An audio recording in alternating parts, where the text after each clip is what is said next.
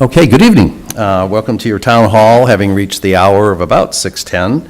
I'll call the meeting to order. Also like to inform everybody that it's recorded live tonight and also for playback at a later time. After we begin our regular council meeting, after the pledge and the invocation, I'll recess the regular meeting so we can move into the Rancho Sarita Community Facilities District meeting. That won't take very long, and then we'll go back to our regular meeting. So at this time, I'll ask Heather Diaz, our Public Works Business Manager, to give the invocation, and then our pledge leaders didn't show up, so she graciously was voluntold, asked. I think I remember it. If we can, well, once it begins, we all just, we just all join in, so thank you, Heather.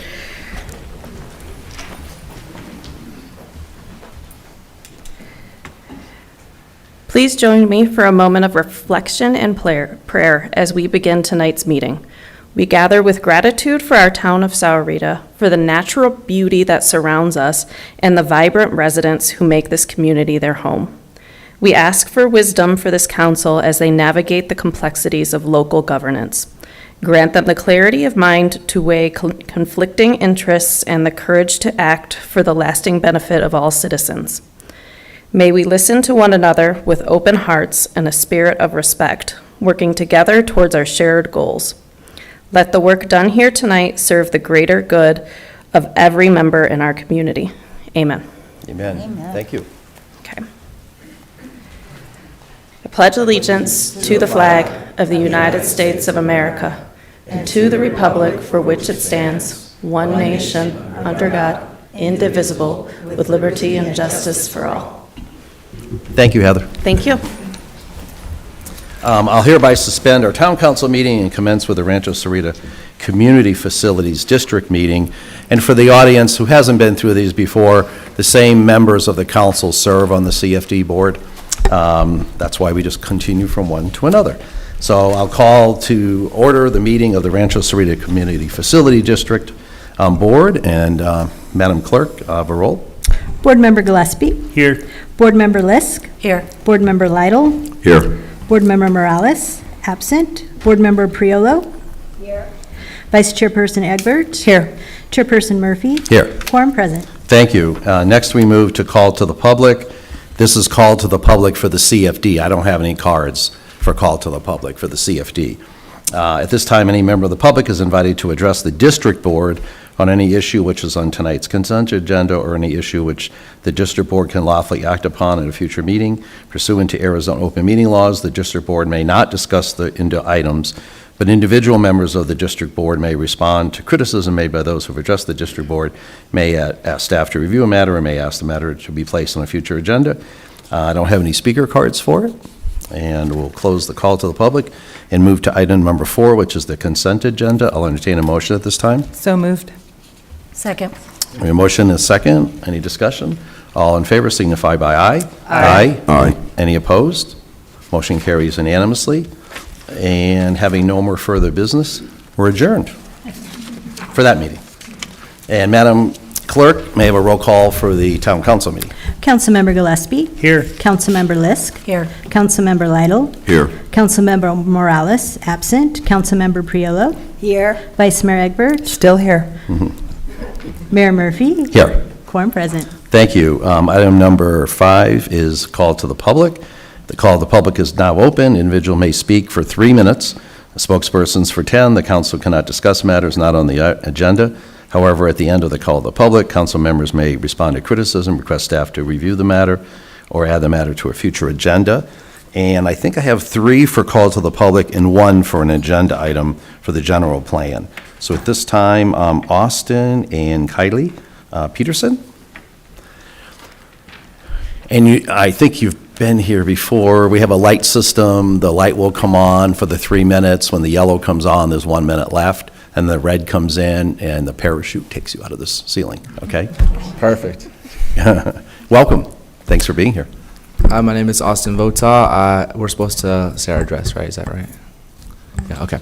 I live at 845 South Onion Place, Vail, Arizona. I'm not a resident of Sarita. My name is Kylie Peterson. I live at 18768 South Avenida Rio Veloz. I am a resident of Sarita. Thanks. Can you just get a little closer? There, on the, on the bottom, top right of there's a little toggle switch right there. Yep, if you push it up, the podium will come up. Oh, perfect. Thanks. Yeah, there you go. Okay, perfect. All right, Kylie and I are here tonight to talk about Miles for Freedom, which is a small charity that she, a friend of ours, and I started last year. And so, yeah, if you don't mind looking at your flyers, that'd be awesome. We started this charity as a high school project, as well as because we were passionate about it. This charity was raised to raise awareness and funds for NCMEC, which is the National Center for Missing and Exploited Children. They're an organization that works with law enforcement and federal agencies to stop child trafficking and to help those and put those in protection who have been trafficked before. Last year, we raised $3,780 as a group of 3, and that came from donations as well as fees that came from our 5K. And we're doing it again this year, so we've been planning and working to do it, and we want to raise awareness here and other places as well. And yeah, we're planning to do it next March, and I'm going to turn the time over to Kylie now. Now, you said next March. This says this March. This March, sorry. Okay. Just wanted to be sure, right? I would forget by next March, so it's good that's this March. Go ahead. So when we first started this project, we weren't really sure what we were getting into. But once we started doing some research, it became really important to us, and it became so much more, we understood it so much greater. We looked up different statistics for human trafficking in Arizona along with our country. And if you look at nationwide, in 2023, there are well over 32,000 cases of identified trafficking in our country alone, which is an insane amount. In 2023, at least 318 were from Arizona. And to put that into perspective for you guys, that's almost 7 school buses full of people who have been human trafficked, okay? So that's somebody's child, that's somebody's sibling, that's somebody's mother, that's the people that we see every day that we might not understand. Phoenix, Arizona has some of the highest rates of child trafficking and human trafficking in our entire country. And I think that's really important to understand because that's less than 2 hours away from us. That is so close. And that's not an issue for other people, that's an issue for us. That's an issue that we need to understand and that we need to take advantage of because that's not going to change on its own. And those numbers are just going to rise if we don't do anything about it. So I know that we're a small charity and I mean, we're a bunch of high schoolers. So it would be really easy not to take us seriously and just to move forward, but it's such a big issue and there's so many people out there who don't have the safety and who don't have the they don't have the resources that we have, and I think it's so important for us all to grow and to help them. On our flyers, we have a donate option along with a register option. We would love it if you guys could come and join us. If not, we totally understand that not everyone is up to running a 3K. Thank you. Thank you. Thanks for being here and taking this effort on. Alan Jennings?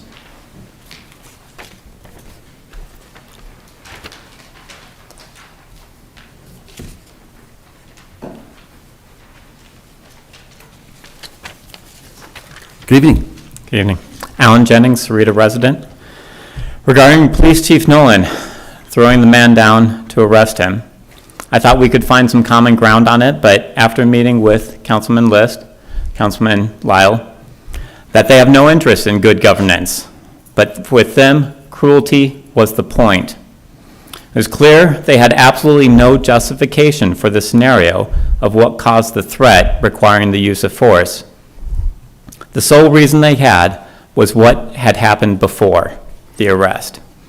To sum it up, asking what he did, the guy deserved to be assaulted by the police.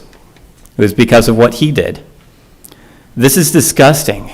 Your council members are the same ilk of people that would be blaming women for getting raped based on what they were wearing or where they were.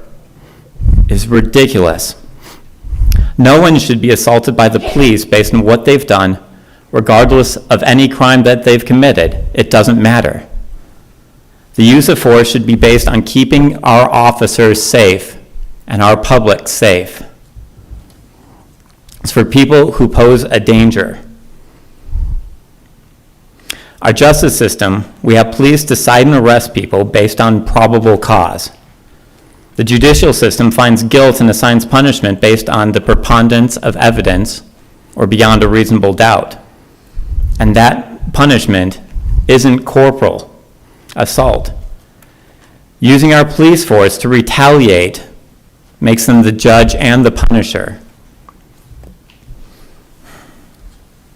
Use of force for what people have done is not justice, it is retaliation. Your town council members are happy to piss on the Constitution by encouraging retaliation in our government.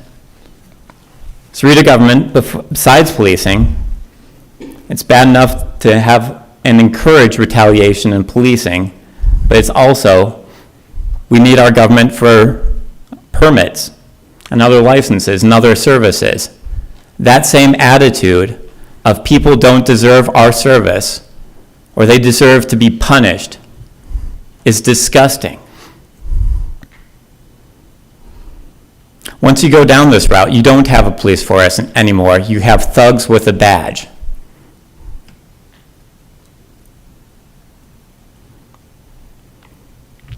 I remit the remainder of my time. Thank you. Thanks for being here. Rick Corrado?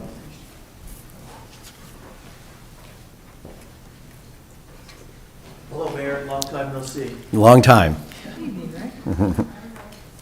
Rick Corrado, Sahuarita. Mayor Murphy, respected town council, respected town staff. I moved here 4 years ago, and before moving, I did extensive research for over 2 years as to the quality of the schools, the police services, the 100-year water supply, electrical needs, air quality, environment, and growth potential of the town. Since that time, it would seem some of these parameters have come under challenge. Paying attention to these proceedings is to be informed. The council has made it clear that they feel limited in their authority to mitigate or control the potential outcome of Copper World.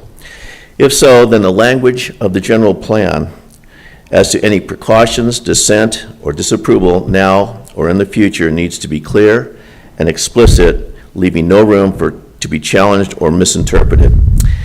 In regards to the general plan, any ambiguity will be your worst enemy. It must be crystal clear that the community has every right to dissent or disagree with anything and everything that will affect the quality of life now and in the future. There cannot be, nor there should be, any question as to the language in the general plan. It is my belief that town council, Mr. Palladini, made that expressly clear at the last town meeting. It is becoming apparent that no matter the opposition or reservations that can be proved or demonstrated, the Copper World project will proceed.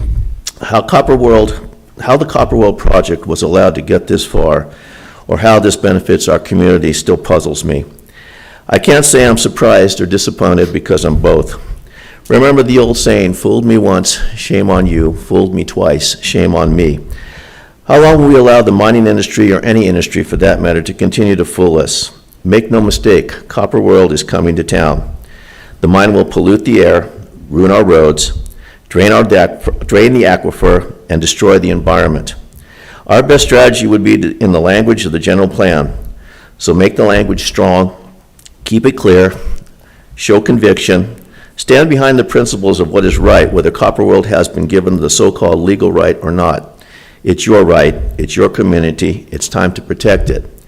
And just remember one thing, just because it's right doesn't mean, just because it's legal doesn't mean it's right. It just means you can get away with it. So take a good language at the general plan. Don't pass it simply because you want to pass it on to the public, because I think the priority is going to be what you people think we should be voting on. Thank you for your time. Thank you. Jerry Bustamante?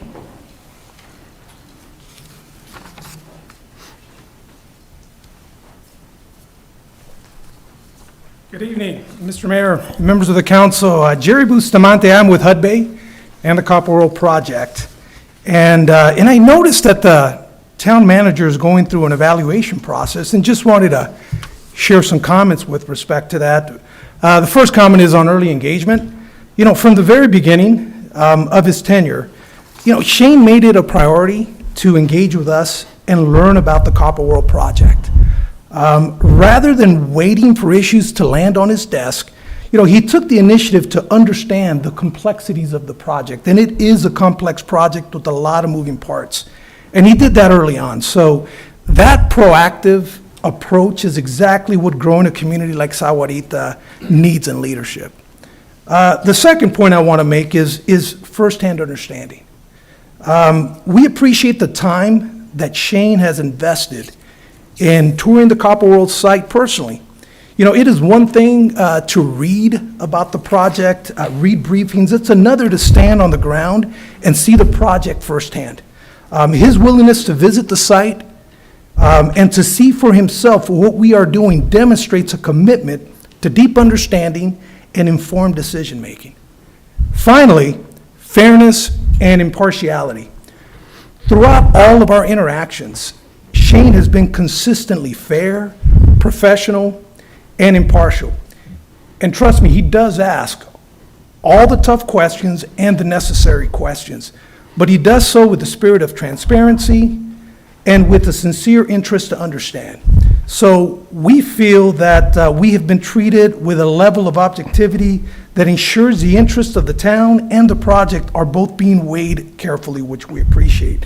So we value the professionalism from the town manager and the relationship that we've developed with him, and we look forward to that continued collaboration. Thank you, Shane. And while I'm here, by the way, talking about transparency and understanding, I'd also like to take a moment to once again encourage you to reach out to us with any questions, concerns, or interests you may have about our Copper World project. For some time now, many comments have been made about us as a company and our project that are highly speculative or simply incorrect. And that is a disservice to all of you and to this community. So please know that our door is always open to you and the residents to ensure you have factual information. Thank you. Thanks for being here. The other three cards I have are for a particular agenda item.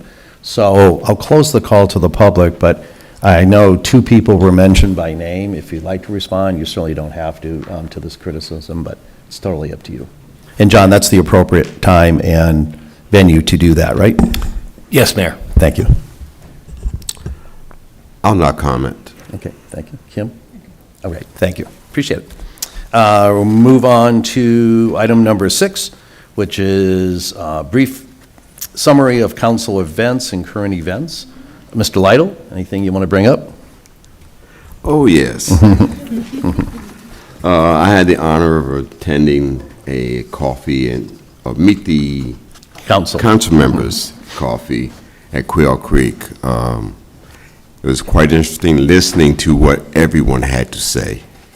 And I do appreciate it was a large number there. I do appreciate the number of people who showed up. And it did not fall on deaf ears. Thank you. Thank you. Kim? Yeah, I just want to, with Councilmember Lytle and Councilmember Morales, we had a coffee with council at the Madera Coffee House in Quail Creek, which is open to the public, so anyone can attend, and we did. That was our biggest, and the questions were all over the place, and I think I followed up with the majority of the people that had all the concerns and just questions, and I know they really did appreciate being able to talk to us, and there's no agenda, so we don't know ahead of time what we're going to get into. That's what makes it really fun and exciting. So, thank you. Thanks. Diane? So I had the pleasure of being invited by Nalo, our Director of Public Works, and also Dan Logan, Assistant Director, to join them in attending virtually the SAWA Board of Directors meeting.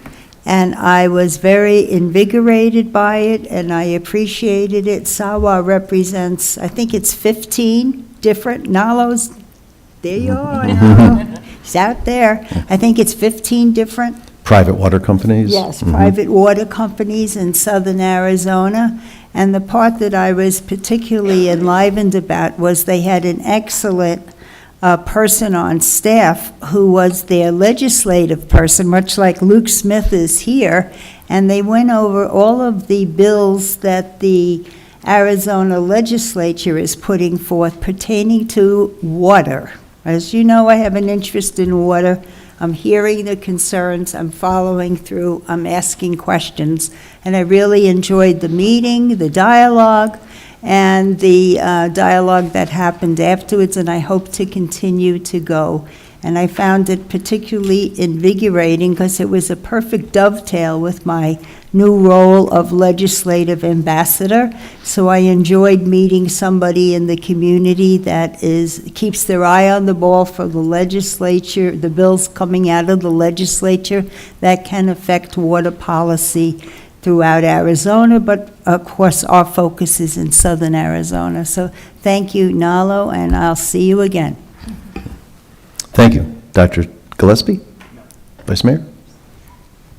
I had the great pleasure of attending Court of Honor for 3 young men in our community. Mayor was there, and Town Council Member Gillespie was there too. It was a great opportunity to recognize and honor them.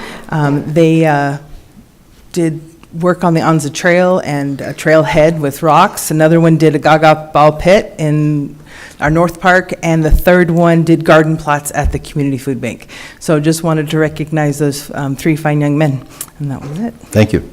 Appreciate it. Yeah, I'll start there since I was there as well. And 2 of them you may know. I know them A little bit. And also, the one that did the garden also did a food drive for it. So those were 3 important projects that benefited the town of Sahuarita, so we really appreciate those fine young men. Also, a couple of us attended a celebration, a thank you from the loss prevention team of Walmart for their Southwest Division in complimenting and thanking our prosecutors department for taking organized retail theft seriously and putting together good cases, hopefully showing that this is not a good place to be conducting those illegal type of activities. So I was very proud of our prosecutor's office, and led by Rona, so thank you very much. Also, the Student Teen Advisory Council held a mock town council meeting the other night here, so thanks for a couple of my council members. Shane was there. He argued for one position, I argued for the other, and I won, so there you go. That was good. But really appreciate the youth wanting to get involved. We do a lot of work with our 5th graders and our high school students, having them try to understand a little bit better the inner workings of our town of Sahuarita, so I was very grateful for that. And also was able to attend probably the biggest fundraiser of the year for the United Way. It's the Women of the United Way for early childhood learning, and about 750 people were there at the TCC. So it was a really fun event to see what people are investing in. They said 90% of the brain's not function, but learning capability is developed between birth and 5 years of age. So, again, the importance of early childhood education. So I learned a lot from that. And I think that's all I had for that. And just a reminder, our next council meeting is Monday, March 9th. Oh, I did have one. I usually don't focus on, with the schools and the kids do so many wonderful things. It's almost every meeting I'd have to have a whole list. But there was a unique one. Our high school wrestling coach at SHS just won. He was state wrestling coach of the year for the whole state. They won their 5th consecutive Division III wrestling tournament. That's only happened 5 times in AIA history. And Walden took Division IV state titles of both high schools.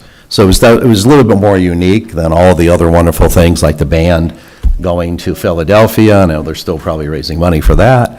But there's always these wonderful things. But you saw those 2 youth here today, talking about trafficking. And so I thought that was a unique one, that he really has made a mark within the state on teaching these kids and educating these kids. And it's both girls and boys that are in wrestling. It's a great program. So thanks for that. Again, March 9th is a reminder. And Madam Clerk, item number 7. Item number 7 is the town manager's report. Thank you. And usually Mr. Dilly does it, but Beth Abramovitz, our Assistant Town Manager, will be conducting it, and maybe if she gives permission, Shane can say a couple words, but maybe not. So Beth, take it away. Mr. Mayor, members of the council, thank you. It's my pleasure to highlight the February 2026 Town Manager's Report with you tonight. And as always, I want to acknowledge the efforts by our leadership team in helping to put this together for the council and community's benefit every month. So for the period of January 15th to February 15th, nothing happened. Nothing. Well, if we're not hiring, that means everybody's happy and they're here, so we have no openings, right? So for this period, I think this is a first, that we have had no new employees or employee anniversaries.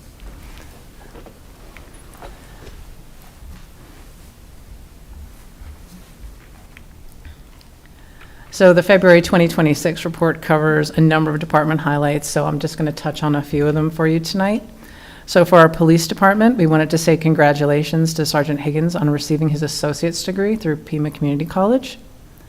In municipal courts, Concord Construction hosted a groundbreaking ceremony at the end of January for the expanded parking lot.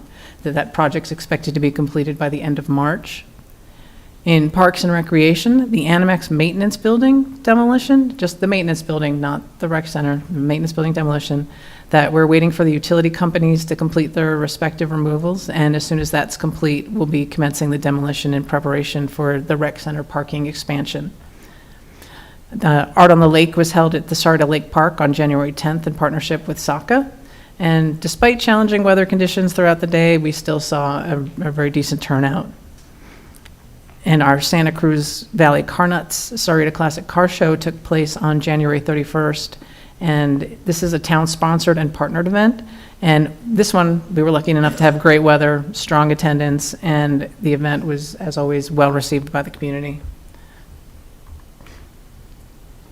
So for Public Works, our no-contact list for solid waste is at 323 service addresses. So we keep making really great progress on that. And that shows that we've had those consistent communications and service coordination throughout this whole process. A recycle audit is scheduled for the last week of March in 2026 at the Materials Recovery Facility. So that'll just continue the town's effort to improve diversion rates and reduce contamination. And in that regard, we had our one-stop recycling drop, and that was in early January. And once again, this event is really well received. It's a huge success, and it demonstrates how well our community partners come together to support responsible waste diversion. I believe we diverted and disposed of correctly over 125 gallons of waste cooking oil. There were a number of Christmas trees, a full 40 cubic yard dumpster of bulk items, as well as 2 trailers of electronics and other associated items that will now all be recycled or upcycled responsibly and correctly, rather than going into our landfills. In community development, the building safety team met with the Santa Rita Fire District for our quarterly all-hands meeting, in which issues of mutual concern are discussed and training is given for the staff of both organizations. And in economic developments and public affairs, the Grow in Sahuarita program closed 2025 with strong performance, surpassing its annual client goals by serving 50 new unique business owners and maintaining 10 active clients in the final quarter. And the team delivered 181 year-to-date interactions.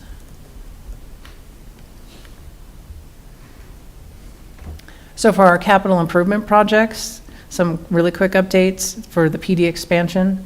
The 100% construction building plans have been approved, which means construction activities can now continue to move forward. Recent work included relocating the facilities storage that was previously at the southwest corner of the PD secured lot. They did grading and backfilling activity along the wall near Desert Gem, and they relocated the security gate off of Desert Gem. So if you drive down that way, things should be looking really different than they were in the past. And then we did previously touch a little bit on the court's parking lot expansion, that they've begun pouring the retaining wall and setting those first layers of block for that project. And that's what we have for the February 2026 Town Manager's Report. If anybody has any questions? Thank you. Anybody have any questions? I did forget, and, you know, when you mentioned it with the Boy Scouts and what they did, I still think they're participating, but thanks to the Public Works Department for President's Day and the flags.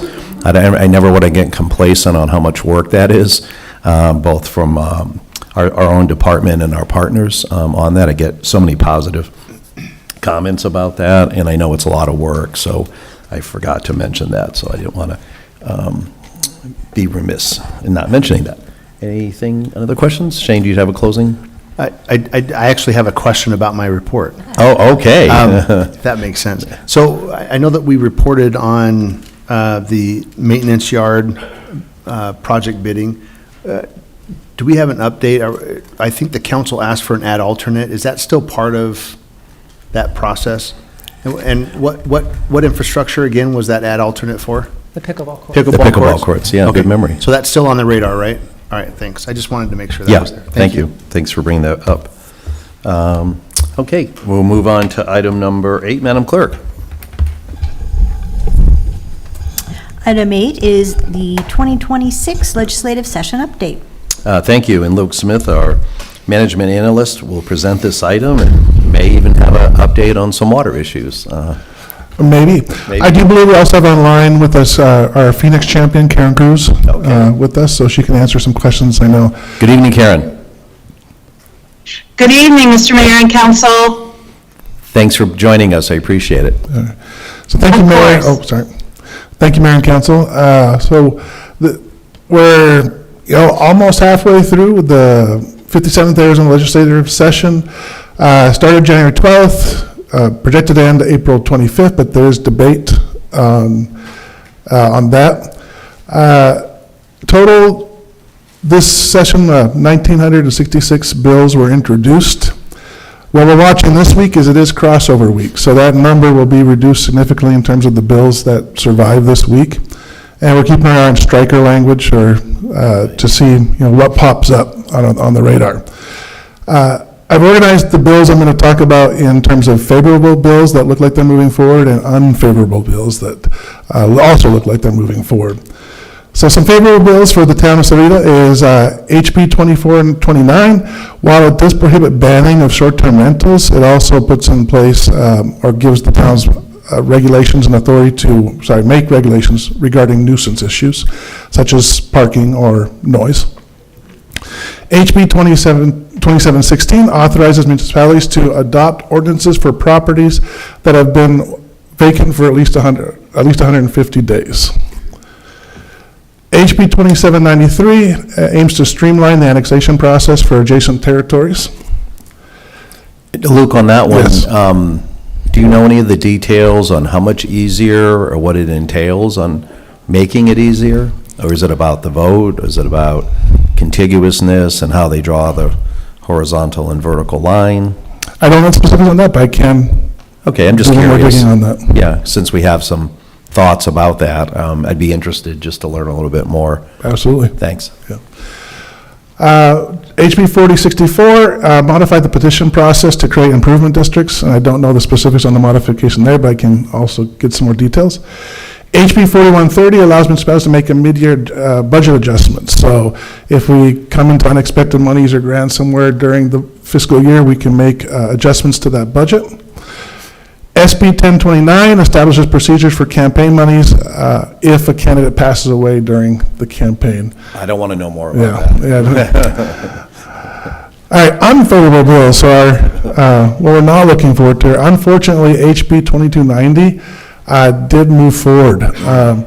This bill is the destination versus origin for sales tax. Specifically, it would affect Sahuarita, I believe, mostly in terms of the retail. Right. Online retail. So if a purchase is made here, but the warehouse is in Phoenix, Phoenix gets the sales tax. Not good. Not good. All right. HB 2946 limits how town assesses, collects, and utilizes development fees and puts in a phase-in period. And if I remember correctly, the low end of that phase-in period was 2 years up to a 4-year phase-in for making any kind of changes regarding development fees. HB 2999 would be state-level preemption of municipal zoning. So if the state deems something is more useful by their definition, Right. they will, Takes precedence over any feedback from our residents or public hearing or any of Yes. those things, correct? yes. Yeah. HB 4030 and HCR 2052, in a conversation with Ms. Cruz earlier, 4030 probably not going to move forward, but the 2052 would implement a moratorium on fee tax increases until 2030. And so this would severely hamper our ability to add new programs. It would hamper our ability to recover reserves if we have to respond to some kind of an emergency. So as a growing community, this would hurt. And on this one, we're developing some talking points, and we're going to reach out to certain council members to reach out to legislators to kind of get their feedback and let them know how this would affect us. HCR 2004 and SCR 1004 prohibits traffic cameras and photo enforcement, and that one is moving forward. SB 1241 mandates town accepts permit inspections from private third parties for single trade. So this would be somebody who does just solar panels. They could hire their own inspector to get permitting, or foundation work, or roofing, or just as long as they're a single trade entity or provider. SB 1293 prohibits abatement of, I forget exactly what this stands for, but it's a tax that we can use as an incentive to attract business. And what this one prevents is being able to offer that in terms of school district revenue, so an abatement on school tax or revenue. SB 1566 establishes penalties for malicious delay of building permits. And the big issue with this one is there's very loose definition of what is considered malicious. Right? So if somebody would say, hey, the town took too long to issue my permit, I think it was something personal, they could bring a lawsuit forward and call it malicious. We're always fast in the town of Sahuarita, so that won't apply to us. Yeah. Probably our neighbor to the north. All right, SB 1431 or HB 2588 prohibits enforcing certain designs in planned communities. So this would severely limit our ability to limit, certain building types such as roof pitch or color or other issues. And finally, SB 1787, it states that in order for a town to implement an exaction, we must prove that it is relevant and proportional to the developer. So this would be a considerable cost in terms of conducting a study, and the language again is very loose on this one. I'll stop there for a second, see if there's any questions on any of those bills, or if Karen has something to add. Yeah, Karen, the one that I'm obviously most concerned about is 2290, the TPT designation versus origin. Anything that you can do, we can do, because Luke mentioned you might reach out on another one of these issues, but to me, because we had our budget retreat not too long ago, and AC had let us know that we're continually moving towards the online collection and how strong that is for us. So for every rural community in Arizona, which probably doesn't have a distribution center, that would certainly be devastating. Any thoughts on how we can help on that?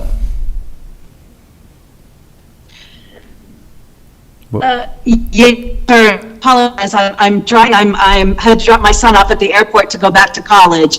But yes, in fact, Luke and I spoke about this a little bit ago. The reality is there's so much opposition to this particular bill, in addition to the others that Luke has highlighted that are harmful to cities. Other than the HCR, which you may remember, Mayor and Council, HCRs bypass the governor's veto pen and go directly to the voters if it goes through the process to do that. If leadership decides to put forward to the Secretary of State's office to place it on a ballot. But the other bills that are very troublesome, the governor in the past has signaled if there's enough opposition to it and she sees the harm, she will likely veto these sorts of measures. But we have to give her some cover to do that. So any communication that we can provide to our members, in particular, Senator Gowan, Mr. Diaz, Ms. Griffin, explaining how harmful these policies are to us. They represent our interests. All of that is very helpful, and it gives them pause at least before hitting that yes vote. But these sorts of issues, the Republicans are banding together on.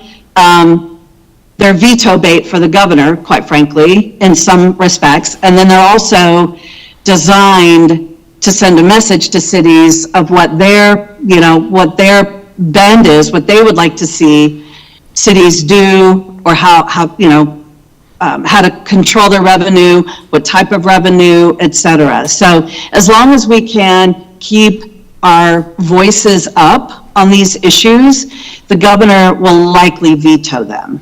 Okay. No, thank you, because I know each of them, the three you mentioned, and I'm doubting, if memory serves me correctly, I don't think any of their communities they live in or represent have a distribution center, fulfillment center in it. So I guess I would have to reach out to understand why they think that's a positive thing to a Sierra Vista or one of those types of communities that doesn't have this. But more to follow, I guess, on that. Mayor? Yes. Yes, and Luke and I did talk about that. We did talk about that strategy, discussing with you and others what that look like. But that's You were breaking up just a little bit there, but I think I get the gist of the strategy that's going on. And Mr. Palladini had a point or a question. So, Yeah, sorry. One of No, the other way. One of the talking points is that if the destination is out of state, Right, then the state doesn't collect any TPT either. right. So it affects across the board. So shipments come, let's say from California or Nevada or wherever, straight into Arizona without touching a distribution point here. Right. The state loses a substantial amount of TPT as well. Yeah, the other one that I've heard before is if it's not usually me, it's usually my wife, ordering 5 items tonight, you don't even know necessarily. One might come from one distribution center in one town, and how does the Department of Revenue even track that? And It's a bureaucratic nightmare, to say the least, but this doesn't just penalize cities and towns, it penalizes counties for any sales tax counties get, and it penalizes the state. Right. And so you're going to see a substantial amount of Revenue. loss of state Right. revenue. Right. If No, that- thanks. If that gets past the governor. Yep, appreciate it. Well, it also heavily affects unincorporated areas, so they would see a tax increase because now they have to pay the taxes that they didn't have to pay for whatever the Right, what the origin of this. distribution center would be. Yep, and collect it, yeah, interesting. Any other questions on any of these others for Luke or for Karen? Thanks, you want to continue? My last slide is just So finally, we're just continuing to monitor and track legislation in cooperation with our Capitol lobbyist, Karen Cruz, collaborating with the jurisdictions through the league or directly, coordinating advocacy efforts on behalf of the town interests, like the emails and the letters that we've sent so far. Engage town legislative ambassador, Councilmember Priolo, we got a strategy for her, and engage council stakeholders when necessary on these other issues. So we will be on these, our top 3. We'll be reaching out on those to come up with the strategy and talking points. Great, thanks. Yep. Any other questions for Luke? Okay, thanks. Thanks, Karen. Drive safe. Yes, thank you, Mayor and Council. Have a good evening. You as well. Item number 9 is the consent agenda. I'll entertain a motion at this time. So moved. Second. Any discussion? All those in favor signify by aye. Aye. Any opposed? Motion carries. Madam Clerk, item number 10A, please. Public hearing and possible action regarding resolution number 2026-0855, adoption of the Town of Sahuarita General Plan. Thank you, and Orlanthea Henderson will introduce the item and welcome representatives from Michael Baker International who will present. I'll go to questions from council, and then this is a public hearing, and I have 3 speaker cards. So we'll go to the presentation, questions from the council, and then when I open up the public hearing, I will call on these 3 individuals. Good evening, Orlanthea. Good evening, Mr. Mayor and fellow council members. Agenda 10 is the Sarita General Plan. Tonight's presentation on the general plan will be provided by Matt Klysico and Robbie Aaron from Michael Baker International. Matt and Robbie have over 32 years of combined experience in planning and have worked on multiple general plan updates with various communities through Arizona. Matt and Robbie will take over now and present the information on the agenda item.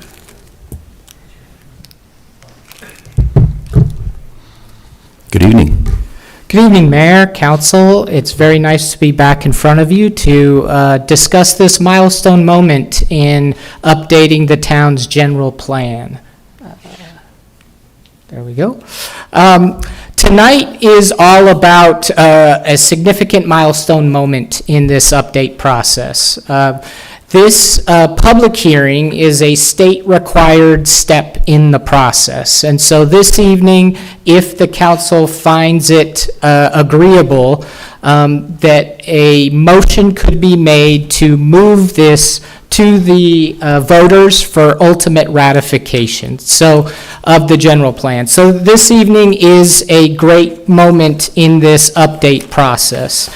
And what we have in terms of a presentation is very similar to the presentation that was given to you a few weeks ago in a council work session.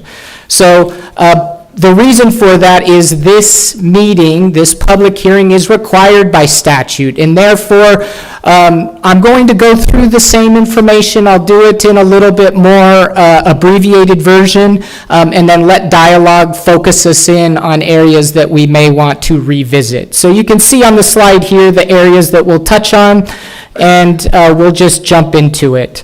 This slide is one that we've shown many times. It shows the different phases of the project.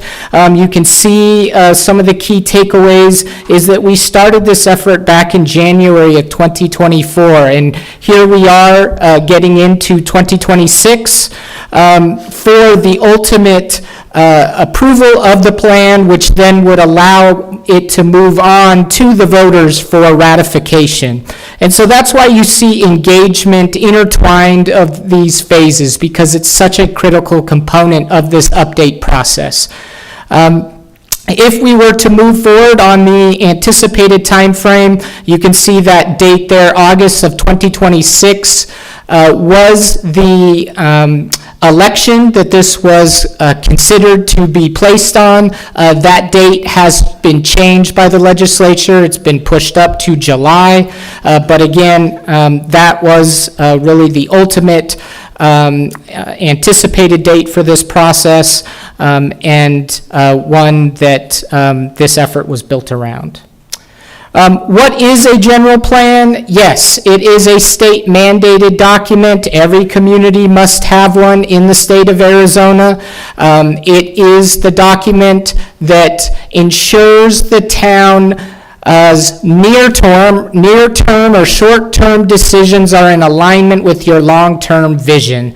And so this plan really solidifies the community's policies from a long-range viewpoint, so that when you're deliberating on items that may impact the town in the near term, we are taking that long view into consideration. And ultimately, statute requires these general plans to be updated every 10 years. And so that is in part why the town is going through this effort, because we are at that 10-year mark. You can also see on the right-hand side of this slide, for those in the audience, these are the required elements or topics that the general plan must address based off the population of the community. And so these topical or elements were already in your existing general plan, and we went as part of this update process and refined any goals and policies that are associated with that. But I will also commend the town for adding additional or going above and beyond state requirements in terms of adding a few other topical areas that the community felt was important in your last general plan, and those were carried forward in this particular update. So I mentioned outreach as a key and critical component of this process, and these next few slides are just a listing of all the various outreach efforts that the project team went through to try to get the word out, to listen and hear from residents, and make sure that we're utilizing different methods to get to in front of or to be able to hear from residents that may not attend a council meeting on a regular basis or have conflicts in the evening that doesn't allow them to maybe attend in-person traditional meetings. So to complement a lot of the outreach we did, we tried to do it in many different ways. So this slide shows how we piggybacked some of your great town events. We had traditional in-person meetings, even some here in this room. We had community surveys that were both online and shared on paper for any of our residents who prefer not to use a computer. We had all different ways that people could share their input. We also had work sessions with council and commission. We met with your youth your teen advisory council, I apologize, which was a wonderful experience and a very engaged and thoughtful group. Again, all of your popular public events were great opportunities to piggyback and use those as touch points to inform residents about the process and where they can get more information, and then staff even complemented those by having additional pop-up booths at some of your local parks and weekend events like farmers markets and things like that. So at the culmination of this process, we had to go through a 60-day review process. And that process is a 2-month period where once you have a draft of the plan, you put it out to the residents for comment. You also share it with other public agencies so they can provide their feedback. And you can see that the 60-day review process was from October 1st to November 30th. Of last year, and we garnered 37 responses, and I believe 37 from the public and 8 responses from public agencies. So for that 60-day review period, you can see again on the bottom of this slide, after the 2-month review, we ended up with 37 comments from residents and 8 responses. The overall themes from those, when we organized them, they really focused on some trends that we had heard throughout the process. One was balancing growth and maintaining that small town feel. So based on that feedback, we got into the plan and refined some of the policies that exist in the document to focus more on transitions and scale of development so that when growth is occurring, that the relationships of existing development with that new development has a stronger consideration. There was also comments continuously through the process about improving dining options, local shopping, and employment opportunities.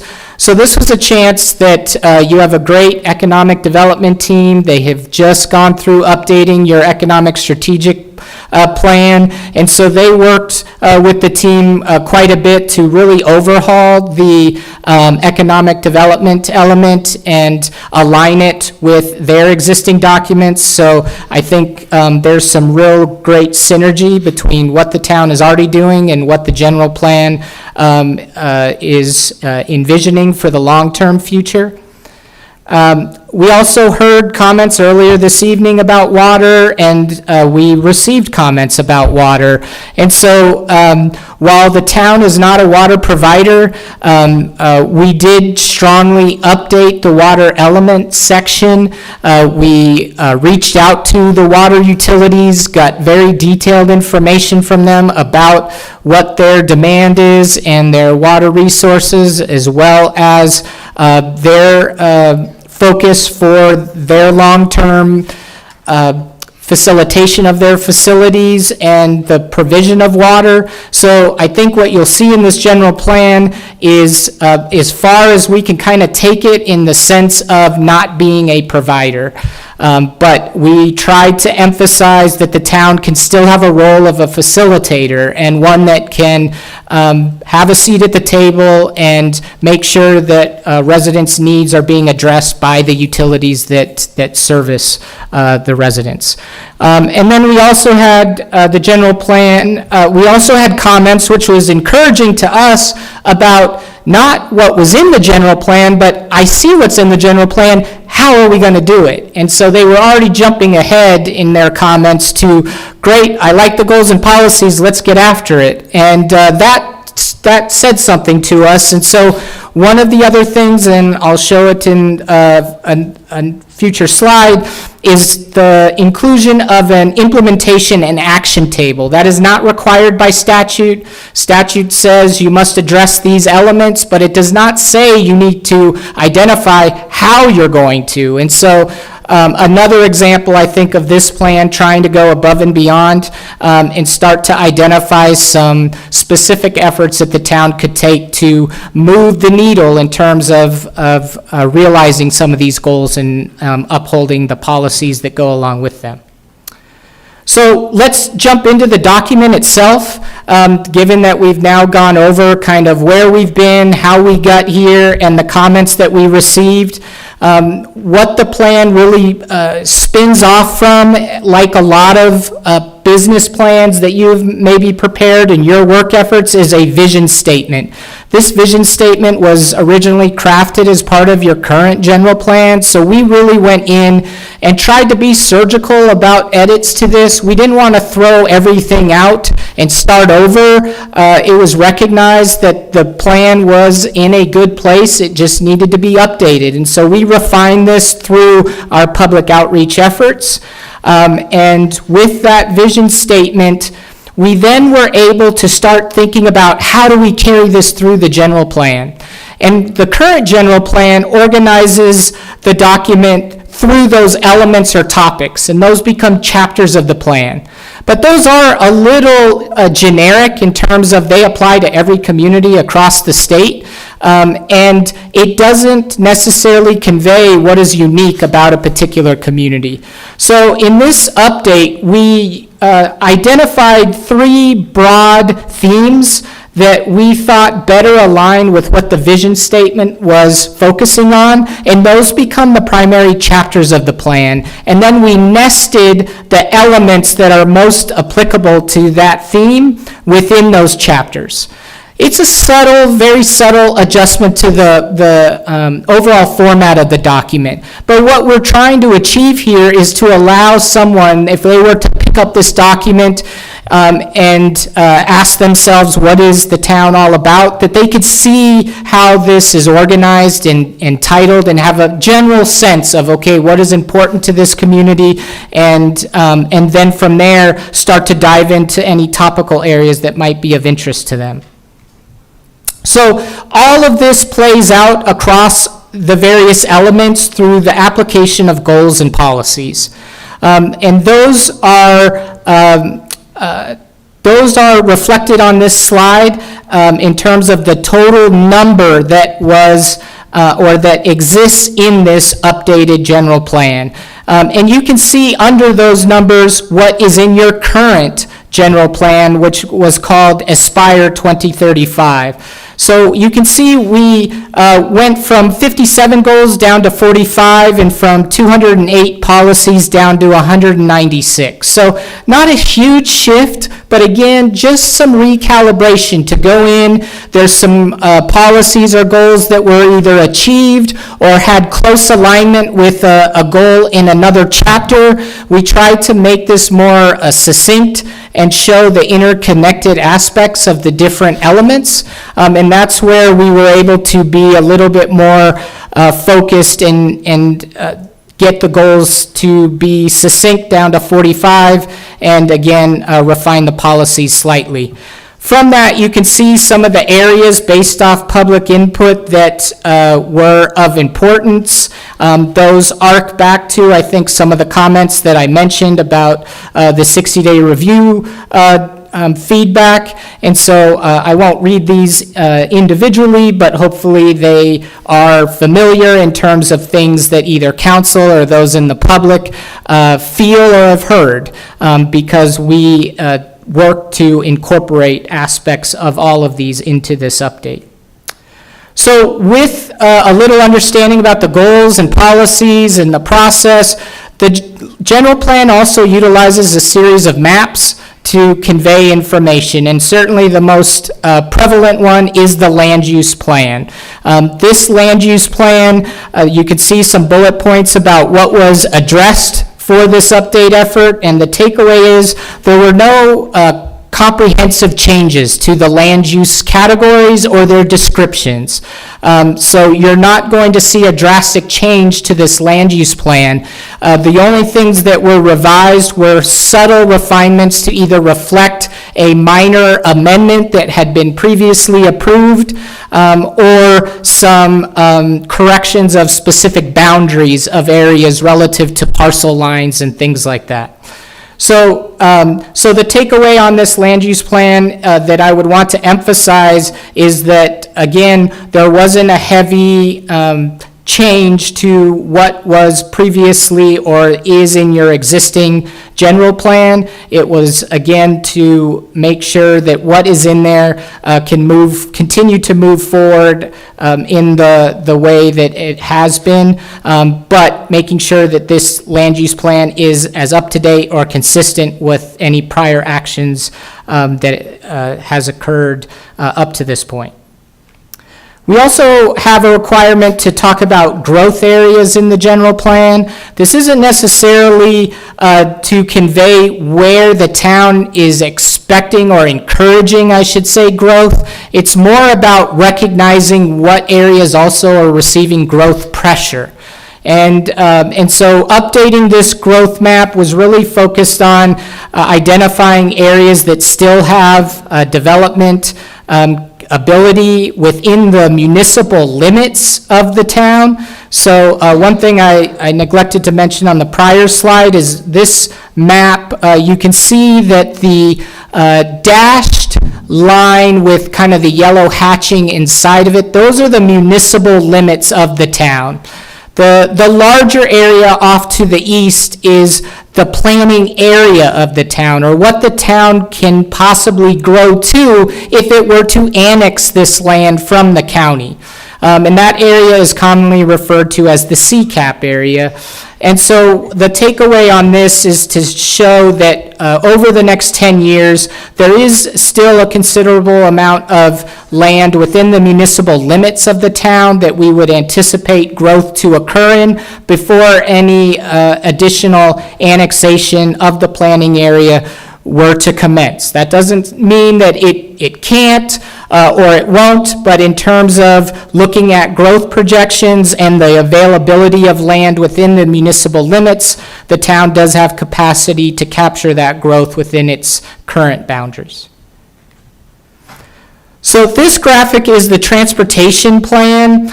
This is one of the graphics that probably had more attention in our conversation during our work session, which was great. It was the type of conversation we wanted to have. So I'll get into a little bit more detail about the edits that were addressed in in relation to this plan, but this is the updated plan that we'll be discussing this evening. And the takeaway for those in the audience that may not have joined us for the last work session where we had some of this dialogue, it really centered around the references to the Sonoran Corridor, which is a alignment that jets off of the I-19 corridor and is a kind of a hatched area that goes from the I-19 corridor off to the east and then directly north through the CCAP planning area. And so we had a little discussion on how that was being reflected on this plan, as well as the I-11 corridor, which branches off from I-19 to the west at the kind of same interconnection point. And so the primary takeaway here is that we updated the reference or the legend on this particular exhibit to convey that while these are the preferred alignments, they're preferred alignments in terms of the terminology of ADOT and the Federal Highway Association in terms of their process. They're the lead agencies that are performing this effort, and their terminology is not necessarily consistent with the terminology of the town, and therefore we wanted to revise that legend to more accurately reflect that is just the Sonoran Corridor, which is an ADOT or FHWA project, or the I-11 corridor, which is an ADOT FHWA project, and then we'll talk about the footnote in a few slides here. Moving on with the same kind of cadence, we have our parks, recreation, and open space map. The town, which is, again, kudos to the town for continuously updating all of your regulating documents, because in addition to updating your economic strategic plan, you also recently updated your Parks and Recreation Master Plan. So in updating the general plan, this gave us an opportunity to make sure those documents are in alignment as well. And so this map reflects the information that was solidified in that update. So last, here is a capture of that implementation or action table. Again, as I mentioned, during the 60-day review, the public discussed, hey, we're following what the goals and policies of the plan are outlining, but we want to start seeing what are some efforts that the town's going to take to actually achieve this. And so this table starts to show, based by chapter, the color coding on the left column shows that within each of those chapters, these are various efforts that the town can either take forward or be part of, whether that be a champion of specific focus at the regional level, or a specific department within the town taking the charge to accomplish some of these. And then the columns on the right show the various timeframes that those efforts might be undertaken. So some of them are near-term, 0 to 5, mid-term, 5 to 10, or a long-term effort, which is 10 or 20 years, out beyond the planning horizon of this particular document. So with that gets us all caught up on the plan. And these next few slides, I want to walk us through the feedback that we received, both through the Planning Commission that provided a recommendation to council, and then the discussion that council shared in our work session earlier this month. And so we'll take these down in the various kind of broad topical areas.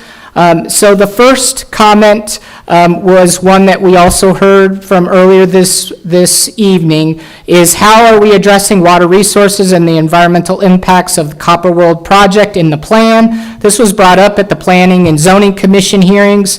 At that time, the project team responded to the question and noted that this particular project is not within the municipal limits or the planning boundary of the town. And while that is significant in that the town is mindful of these projects, does keep them in the conversation in terms of making sure that the town is aware of what's being proposed, but does have some limited ability to control the ultimate decisions associated with that particular project. And so through that conversation, we then had our work session with council, and during that work session, it was discussed that it would be preferred to add some language into the plan to kind of reflect this condition. And so what you see on the slide here is some of that redlined addition to focus on mining, and if I can, Mayor, I'll read it for the benefit of everybody, that it states, multiple mining operations exist adjacent to the town of Sahuarita, and additional mines have been proposed in the surrounding area. While the town does not have jurisdiction or permitting authority over these facilities, it remains actively engaged in monitoring their status and coordinating with relevant agencies to ensure that any potential negative impacts are identified early.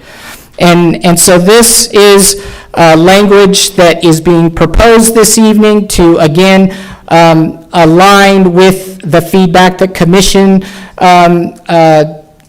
in alignment with the question that was brought up with commission, but the dialogue that was further had with council during our work session.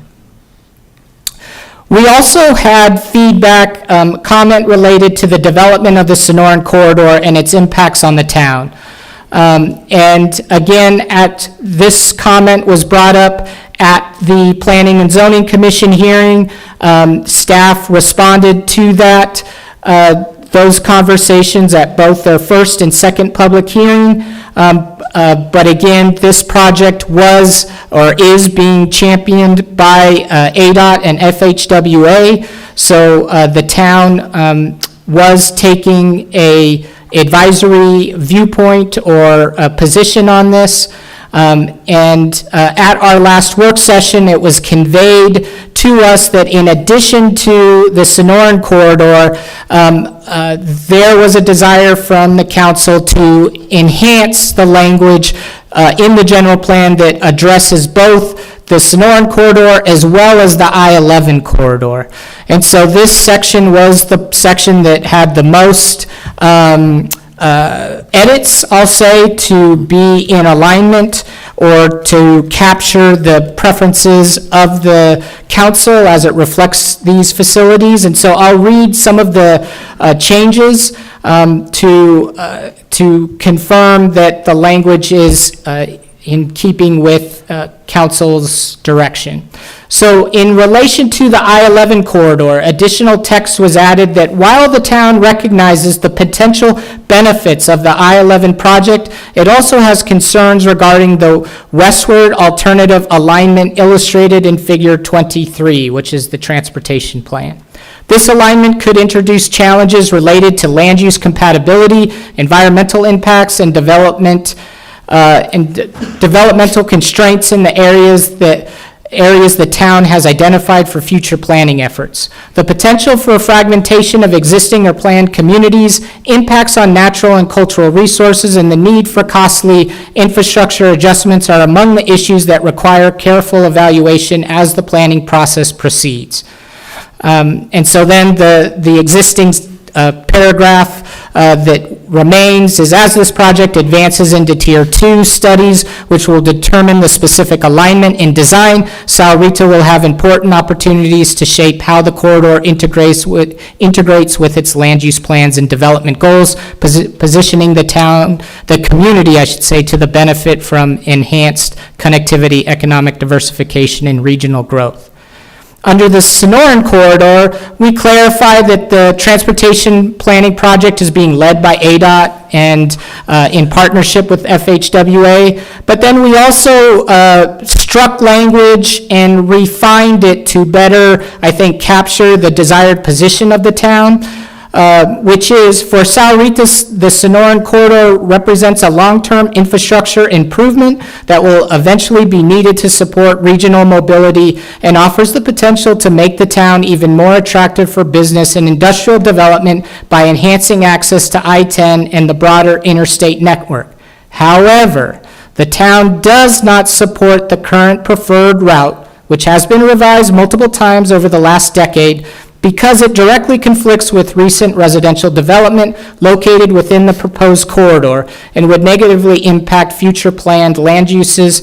As planning for this corridor continues, the town encourages ADOT FHWA to identify a more viable alignment so that long-term plans can be established with certainty and any necessary land can be appropriately preserved.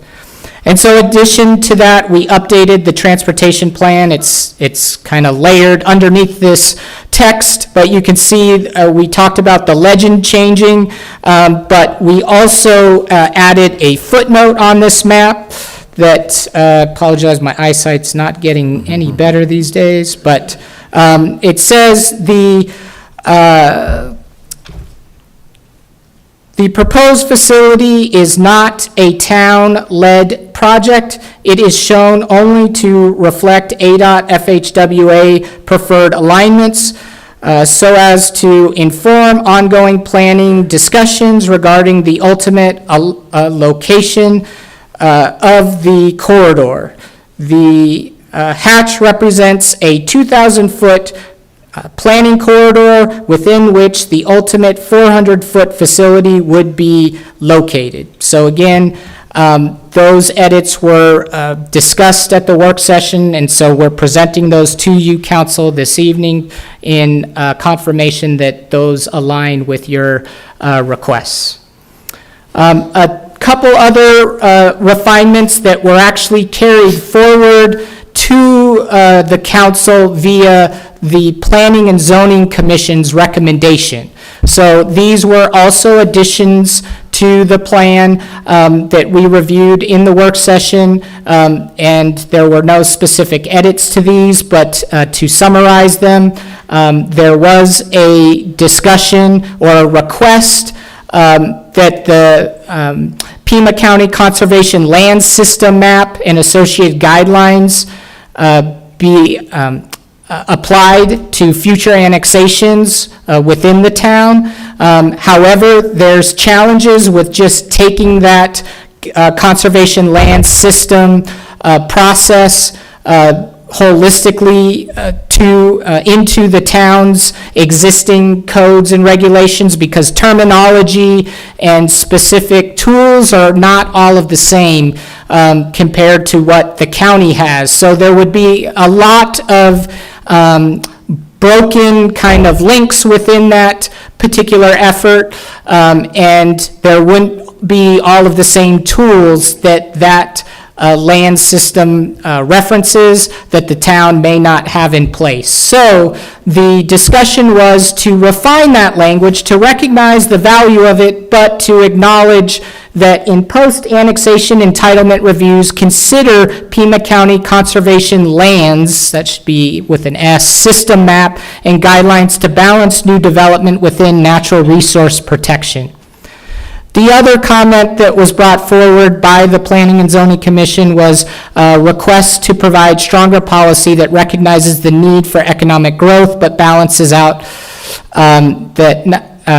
not at the expense of water conservation and/or air quality. So it was essentially the discussion that some policies within the general plan, because they're in kind of separate chapters and focusing on different areas, may not necessarily be complementary of each other, and that's understood, but this particular policy is desired to emphasize that while development is promoted that respects our local water resources and air quality by encouraging growth that is balanced with our resource conservation and air quality management. So just making an emphasis that we're not going to champion development in the face of promoting water resources and air quality.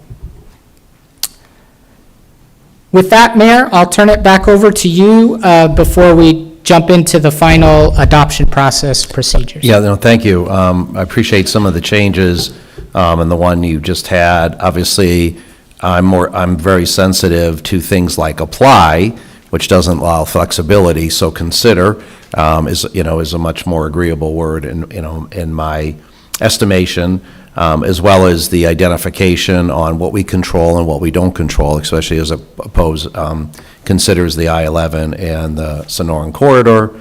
I like the stronger statement that is not our preferred alignment, it is somebody else's preferred alignment, but we're not in control of it. So, it's always the interesting balance, but, we have to have, which I think you've done a good job, having that flexibility as each project comes in to have that balance, but also have that flexibility because, as I say, we're open for business, and annexation is very important to us, and to have as much flexibility as we're considering those things, that's fine, that's great. But we also have to have the ability, as things change, it's a 10-year plan. We're running out of housing stock, in southern Arizona. State land has to come on to the rolls, so taking all this in balance, I think, is, important to me, and having that flexibility built in. So I think you've done a good job listening to us and hearing and reacting to it. Any other, well, Shane, do you want to say something first before Diane? Or? No. Councilmember Priolo. Okay, so I'm wrestling with some of the language. So pertaining to the water, go back to the slide that was up. Okay, public hearing draft policy. Encouraging growth that is balanced with resource conservation, and then above, the commission talked about water conservation. Correct me if I'm wrong, and perhaps I'm reacting inappropriately, but to me, conservation means things like toilet bowls that conserve water and shower heads and that kind of thing. When I think of the concerns that the constituents are expressing, it has to do with the aquifer and the preservation of the sanctity and the intactness of the aquifer for the health of the community. So I'm wondering, I'm just wrestling with the term conservation. Am I wrong in that? Well, I think, maybe you can answer as well, but I think, part of it's all encompassing, all right? Yes, I think how you preserve the aquifer may have considerations on low-flow toilets and those kinds of things, but probably on a smaller scale. But also, again, if a master plan community comes in, you have to have a 100-year sure water supply, right? So you're really re-emphasizing that. So I think it's probably conservation. I don't know if it's proper term would be big C or little c, but it may be both, on there. Am I wrong based on? I would agree with you, Mayor, but I respect the nuance of, I completely also agree that those are two different considerations of conservation and resources, if you will, of where you get the water and then what you do with it.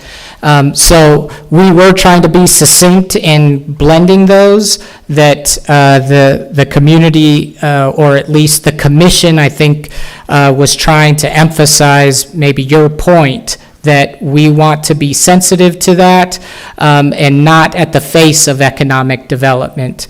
And so that's where we came with that balanced with resource conservation, kind of blending them. But I recognize the feedback, but in terms of trying to just create a succinct policy statement, that was the language we landed on as we were crafting this on the fly in the meeting itself. And remember, this is maybe Shane can address it, a high level, 100,000 kind of foot level, and then as each of these developments come in or annexation, this is sort of an overall guiding philosophy, but when it gets into the details, depends on what it is, where it goes. Shane, do you want to add any context to that? Yes, well, just that's exactly what, the general plan is. It's a guiding document to to guide our thinking and our thoughts as we implement new policies and procedures, as developers come in. And so that would translate down into where the tire meets the road. Right. Kind of policy. How is this development, meeting up to the standards set forth by our general plan? Right. And then we could get into the weeds, so to weeds, speak, on it, yeah.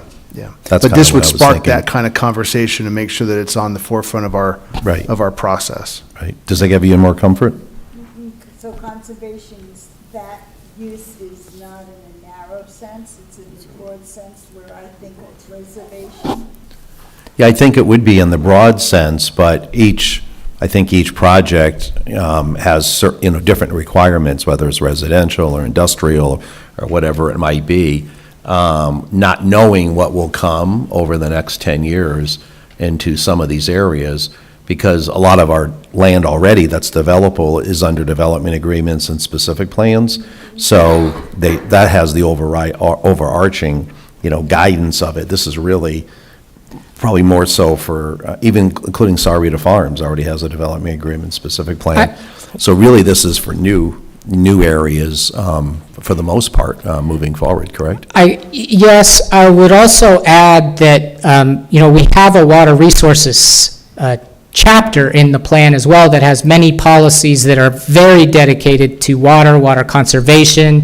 And so this is not the only place that water is considered in the plan. It's just trying to link up and make sure that it's clearly stated where the town's position is in terms of the kind of marriage of those two, economic development and our resources. Right, and that would be my concern if you go too far the other way. The one way to save water is you shut down everything, which is not probably in our economic development interest, but you want to do it in a guided way, right? As, again, overarching, these are really more overarching themes as opposed to individual project submissions. Correct, yes. The general plan, by title, right, is general.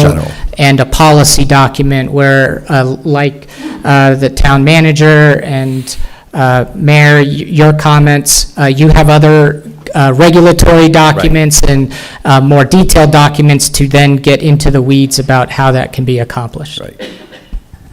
Mayor, I had a comment. Yes. So as this is has a shelf life of 10 years on it, that map where it was the transportation map, is it noted, is there a footnote on that map, like as of this date?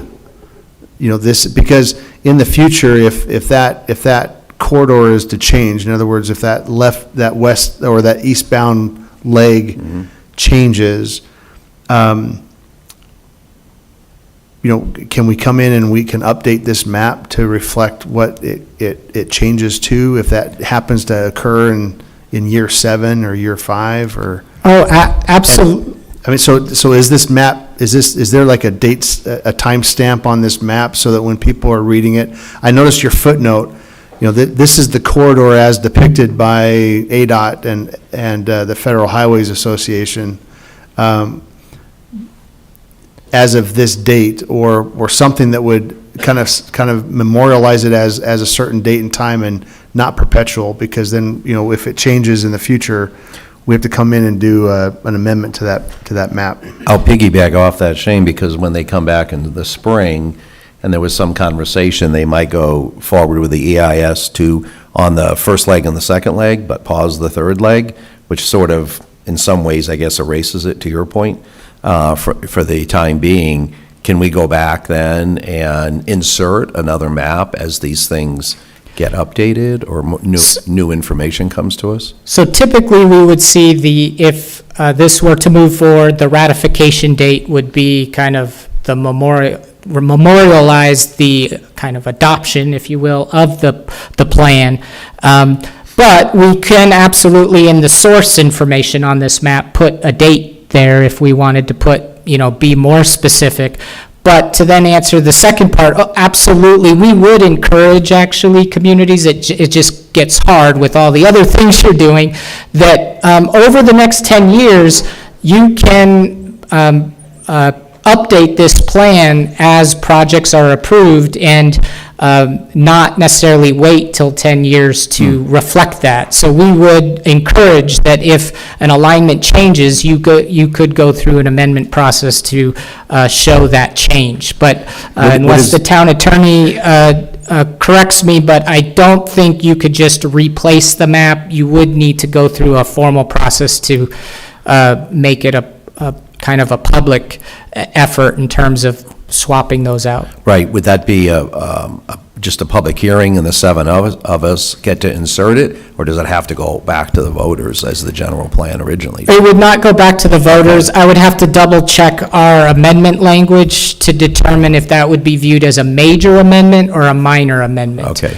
A major amendment follows a similar process for this update in terms of it has a 60-day review period. It needs a supermajority approval of the council, but it does not go to the voters. Okay. A minor amendment, you don't have the 60-day review, and you just need a simple majority. Okay. Did you have anything to add to that, John, or is? No, I was just Nope. nodding my head. Okay, good. We like noddings of heads. We like alignment, yeah, especially for votes and things. Any other questions from the council? You've done a lot of work, obviously. I mean, it's hard to believe it's been 2 years since July 4th of '24. It is surprising. It actually has gone kind of fast, but we've really enjoyed it, and we appreciate the guidance that council took at your last work session to get a little bit more definitive. We think it made it a better plan. Right. And that's really what the goal is. Well, and I think Mayor? the overarching thing was we wanted to be clear on what decisions we can weigh in on and not, and, you know, there's other agencies, there's things happening outside of the town, and just wanted to be as clear as possible. You know, that's the facts. Mayor? Yes. As you know, I think this particular page, the transportation map, has come a long way to reflect, you know, the comments from the council meeting prior, the public hearing meeting prior by the council. I think it would still be a good idea to date stamp, you know, timestamp that map in the footnotes as a source time. That'll just help the readers. A lot of people just go to the image. Right. They go to the map, they look at it as opposed to the text in the Right. background. So anything else we can do to that to say, okay, this is specific to this time. Yep. Yeah, that'd be great. Yep. Everybody okay with that? Yeah. I think more clarity obviously is better from that. Before I open the public hearing, any more comments or questions for staff or our consultant? Okay, if not, thank you. I will declare the public hearing open, and I have 4 cards. Mel Selway.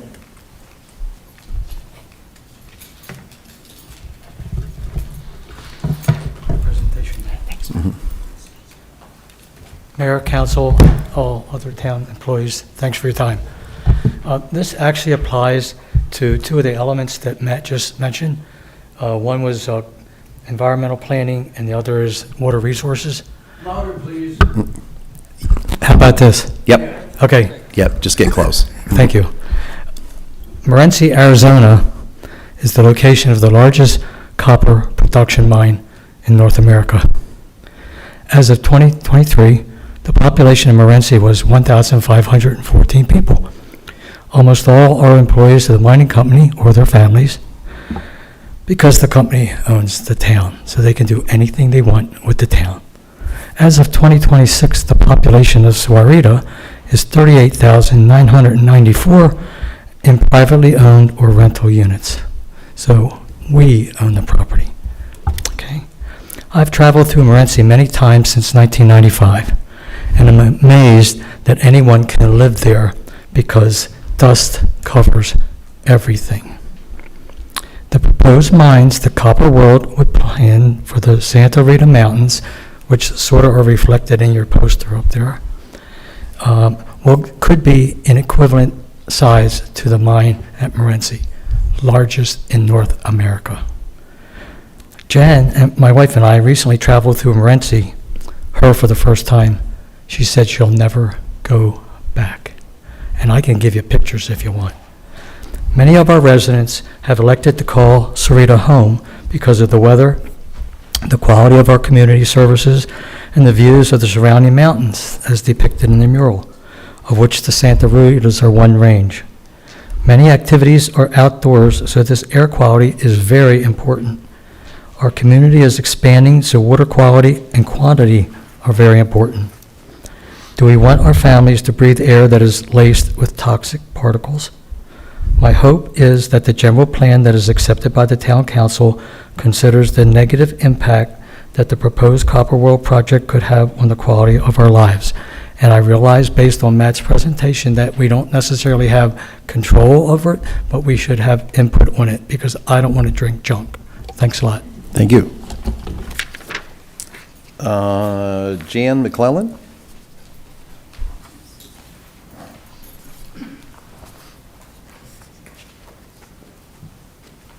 Thank you. My name is Jan McClellan. My husband and I have been Sarita residents for 24 years. Love it here. I came to speak about the language for I-11 that's in there. Reading through it, we really believe that there need to be some revisions to the wording that's there in order to accurately reflect the sentiments of the residents of Sarita. Excuse me. In August of 2021, after hearing from Sarita residents, the town council voted unanimously to oppose the west alternative and sent a letter to ADOT dated August 13th, 2021, expressing that the town council is strongly opposed to the proposed west alternative. Therefore, the wording in the general plan needs to reflect this. Just as you have clearly stated that the town does not support the current preferred route for the Sonoran corridor. I printed off, and this really goes to that page that they showed with the language. Yep. And I made copies for you. I don't have anything to put up on the board for anybody, but after looking through it and considering the town's position before and the position of Sarita residents in regards to I-11, our recommendations, and I gave you copies, would be to totally take out that first paragraph at the top, because that talks about positives of the west route, and it's not positive for Sarita. And then on the second paragraph, just a few changes, crossed out and changed. So I'll read what it would sound like with the changes we're proposing on that. While the town recognizes the potential benefits of the I-11 project, it is opposed to the westward alternative alignment illustrated in Figure 23. This alignment would have negative environmental impacts and developmental constraints in areas the town has identified for future planning efforts. It would cause fragmentation of existing or planned communities, impacts on natural and cultural resources, and the need for costly infrastructure adjustments. And then leave off the rest. In the next paragraph, just a few, take out some and change it, so it would read, excuse me, as the I-11 project advances into Tier 2 studies, the town encourages ADOT and Federal Highways to focus on a route that more closely aligns with existing transportation corridors. And I did give you some references for why the town voted that way in 2021. In terms of the mining, I see my time's almost up. I think there needs to be additional wording that just monitoring isn't enough, and that I agree with the other people that there should be some proactiveness. Thank you. Thank you. Appreciate it. Next is Kate Houghton.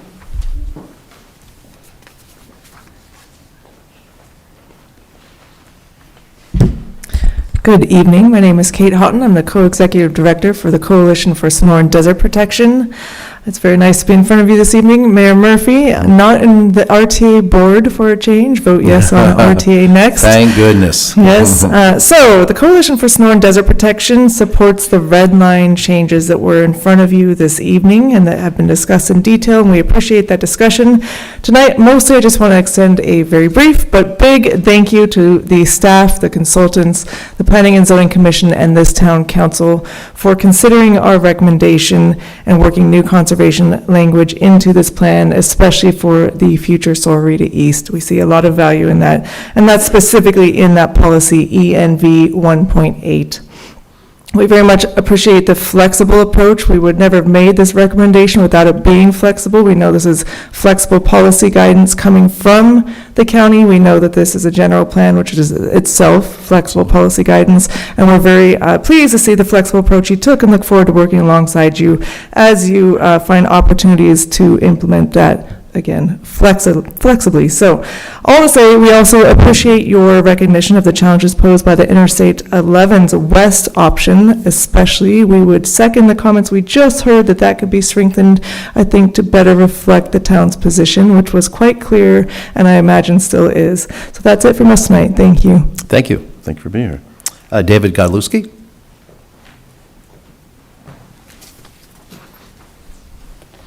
Good evening. Welcome.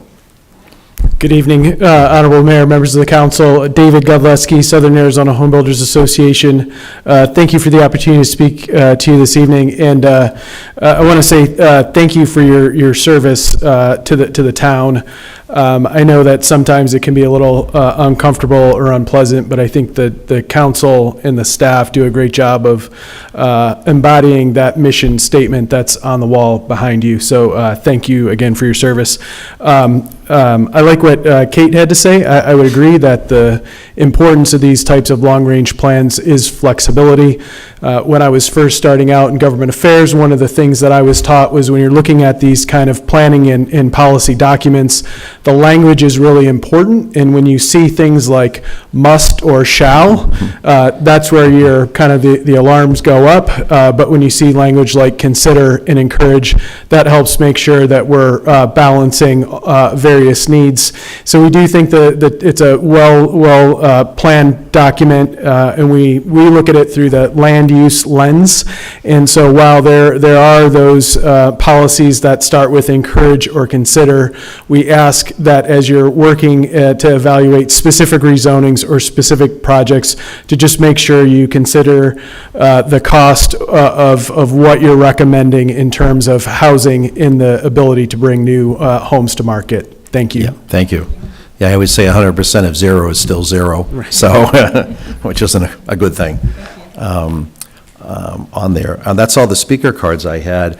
From either staff or our consultants, the main one I heard that really is in control within our jurisdiction and reflected on previous decisions of the council is the I-11. Do you see where you could maybe take what we did with the Sonoran Corridor and kind of mirror that in the I-11? Because next is going to the, calling for the election, right? So help me with either John or Shane or you on what if we change something, how fast on the fly can we do it? We're going to run out of time to actually get onto the ballot, correct? We would generally, if we wanted to move forward with a motion this evening, we would want that language to be specific in order for us to put the plan that was approved by council to the public. So there's no debate that we just made up words. Right. So I'm certainly open to any other suggestions. I think talking with staff, we appreciate the language that was shared. We were just reviewing it as it was being discussed. If that language was workable for council, then we could use that as the model language.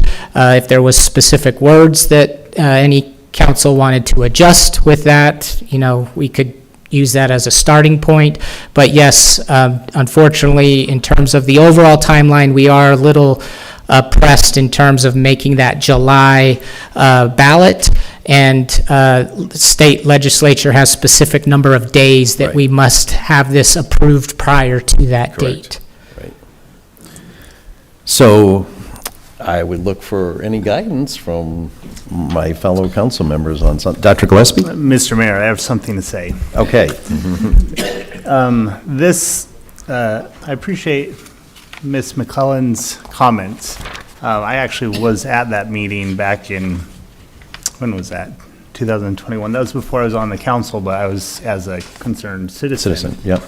And I remember it was a good meeting, and I remember some of the things that was actually Gil Lusk brought forth at that time, saying, we got I-19 and we can kind of further expand that, and maybe if I-11 goes off after, we won't lose that potential revenue coming to the town.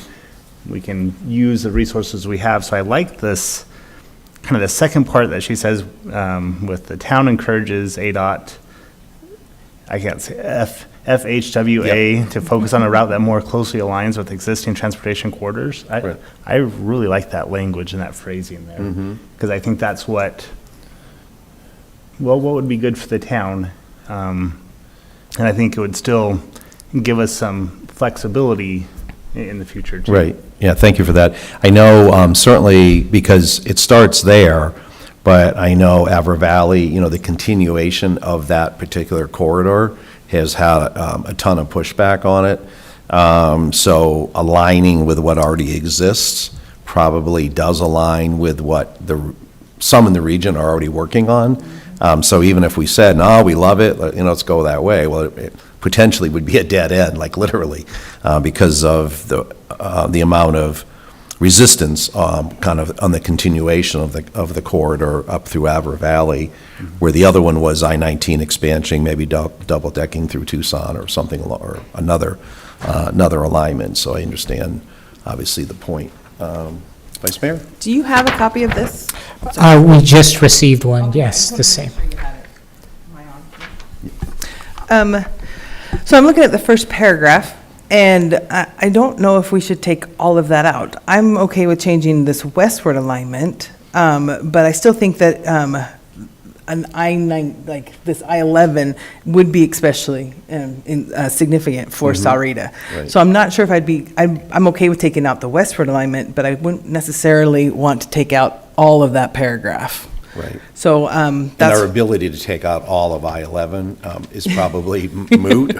Yes, because it would do these things, even if they just add to the infrastructure we already have, it would do these things. And so that's what I would be hesitant to take that paragraph out. That's my first start. Anybody else want to jump in? That's my first. Right, and also I've heard over the years, the more likelihood that over time, as it gets busier, I-19 is going to, forget what I-11 does, I-19 is going to expand way before anything else, just because of the cost of construction. But putting it in there, to your point, kind of that, in that general way. Any other comments? So how would you see it reading right now to helping our consultants? So I'm trying to get through it. I think you could keep most of that there as long as you take out the westward alignment. Okay. I can't, because it's redlined, you did a great job.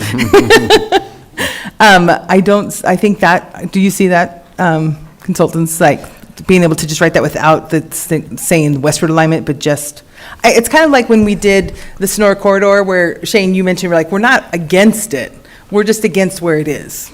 Yeah, so I would use the word current westward alignment instead of just any westward alignment, because all we're saying is where it's sitting right now, it's not giving us the warm fuzzies, right? We're not jiving with where it's sitting right now for a litany of reasons.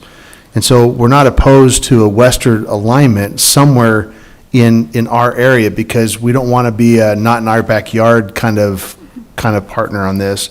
We recognize the benefit of circulation, regional and otherwise, international. We're on the border, you know what I mean? So it makes sense. We just want it to work for our community. Right. And so where it's sitting right now doesn't work. I think I wasn't here in 2021 when that statement was put out, but it seems like we've communicated, we had concerns with that current alignment. We want to, through our general plan, reemphasize that we've got concerns with that current alignment, but are at the table to be partners with FHWA and the state on working something out for a westward alignment. I mean, It just, right there's, the current alignment doesn't work. Right. I mean, we've had discussions, on the Sonoran Corridor. I'm just making it up, but let's say it's just south of Papago, right? Well, that also could be west of Papago, going to Shane's point, to a westward corridor, just not more in open territory, undisturbed as opposed to through homes and those types of things. So I think, Shane's suggestion is good, because it's not that we're opposed to anything, any types of improvements, just like the Sonoran Corridor, there might be a better place. Because we're not, I don't think we're all agreement that every westward corridor is bad. It's just, and again, especially if the Sonoran Corridor moves up, it probably makes sense that the western, if they do that leg of I-11, it would be commensurate where Sonoran Corridor would be going east, because it'd be one interchange to do it, left and right. Well, industry follows those corridors. Right. Right? So job creation, additional housing, additional economic activity, it just follows those alignments. So if we were a community of anti-growth, then that would be one message. But I've never gotten the sense from this council that we're anti-growth. We want responsible growth. Good growth, like you were saying. And good, responsible growth. And I think that can also be part of our messaging back through the general plan amendments that you guys are talking about. Again, we're not a community that's saying not here. We're a community that's saying we recognize the value of having these types of transportation options, both regionally and internationally. It's just that the current alignment poses significant problems for us. We want that alignment to be revisited with us at the table to help come up with some solution. Right. Because we want this to happen. We just know it's a problem here. Right. I hope I said that okay. You did. Did you capture that? Yes, I'm hearing kind of a consensus, but again, I don't want to put words in council's mouth. Well, usually I commit to an 8 o'clock break, and it's like 2 minutes of. So you think it's a bad idea if we take 5-10 minutes, you kind of work together and craft something, and then come back after the break and give us a suggestion based on everything that you heard? No pressure. It's only been 2 years, 2 years and 10 minutes, right? No, I think that's very reasonable, and I'd like to think we can pull something together for consideration. Okay. If not, can't we recess it and bring it back? Well, there's the, Today, yeah. later but- in the meeting. Oh. Is that, we can recess an item and bring it. We could table it, right? Table it till later in the meeting? Well, it's a I've never public- done I this. opened up a public hearing, though, But you that's can my. pause it. Well, if you wanted to defer this item to later in the meeting, take on the other items, go back at the end, you're fine, because you've already done the public hearing. Right, You're but not we gonna can't go re- to the next item on the agenda, we have to Sure go. you can. Well, the next one is the call for the resolution. Well, for the okay, not budget. that one. Okay. So you're saying I was correct? You could actually do the call for the election, because that's not going to change. The changes to this document aren't going to change the call for the election. Right, other than what if we didn't agree on what? Well. We'd have an election with you're no. against the wall. Oh, Anna, thank you. Mayor Murphy, we can You get don't this have done to- in 5 or 10 minutes. See, that's all I want, there you go, there you go. Just for the record, Mary. Thank you, okay, we'll take a 10-minute recess, bathroom, get up, stretch your legs, let them go to work, and do what Anna said.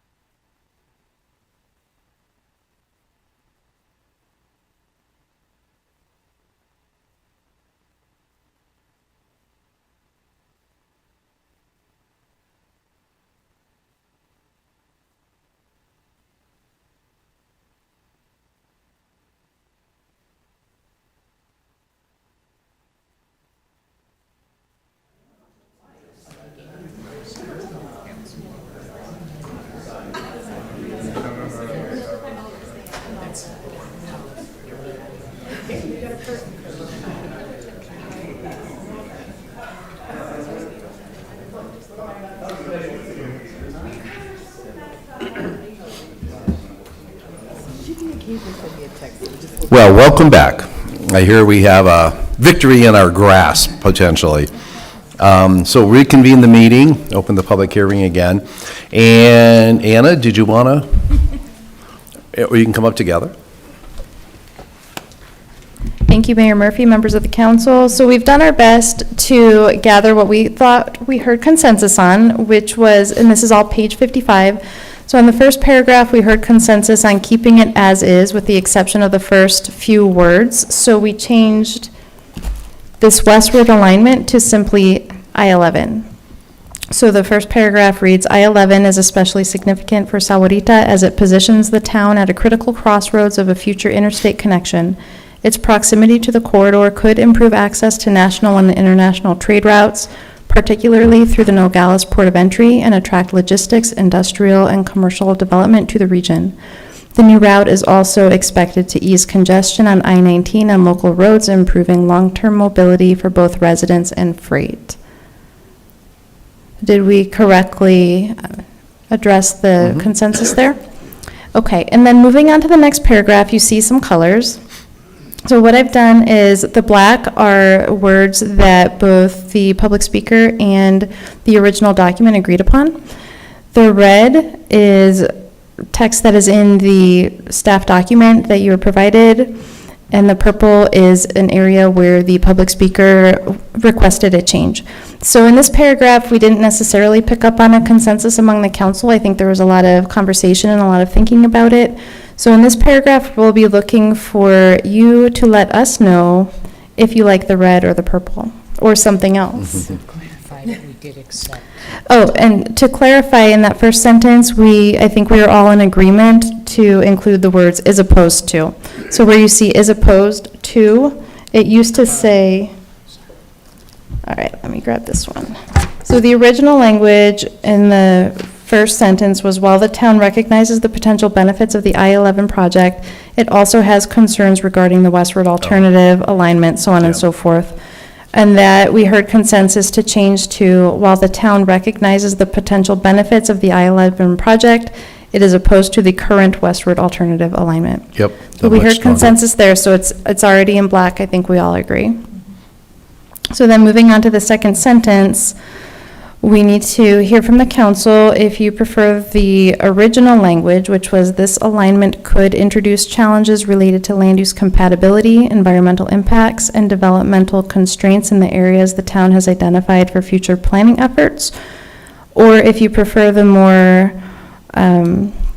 certain language, this alignment would have negative environmental impacts and developmental constraints in the areas the town has identified for future planning efforts. Yeah, I mean, you could do that, or the alignment would introduce as opposed to could, because I think it's pretty clear it would certainly introduce challenges, so. And this wouldn't- Oh, go ahead. I'm sorry about that. Oh, I see, the would was in there. But I was starting on the beginning of the second sentence. Alignment would introduce negative. Related to land use compatibility, Yeah, but you can just change the could to would. In the red. yeah. And then get rid of negative. So then we can delete the purple from that portion of the sentence. Will? Oh, okay. Thank you, Lloyd. Thank you. Glad all that education didn't go to waste. Is that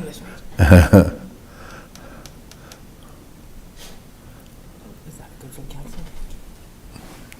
I don't know if you need to check with them. What's that? Can you check with the council?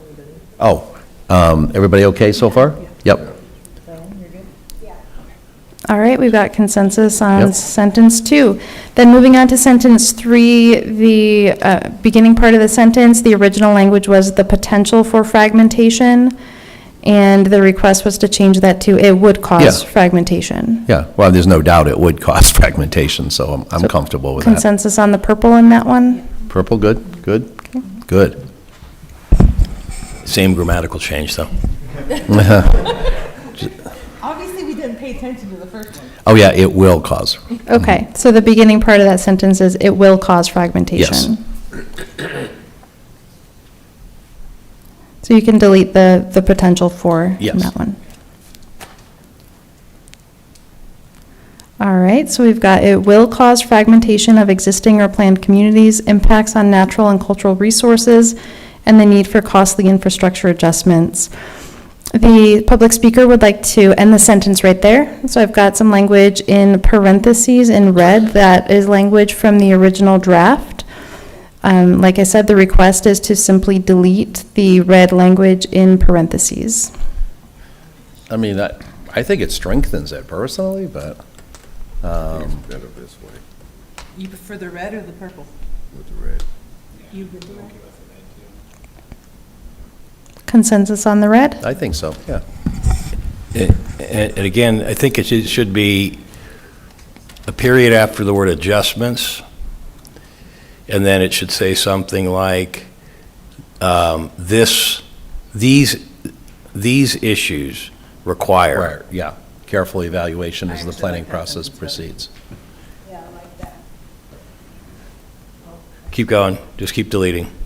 Yep, delete up through careful. It's doing all the work. I thought it was you, Anna. There you go. Yep. Okay, and then we can delete the purple language that says strike the red. Yep.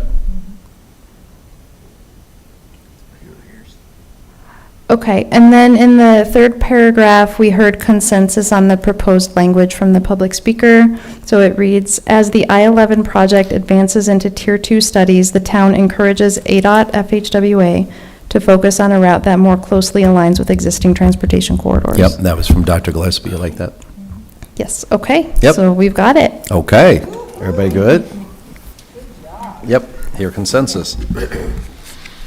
Okay. Thank you for doing that. So that was all the speaker cards. I'll close the public hearing and entertain a motion at this time.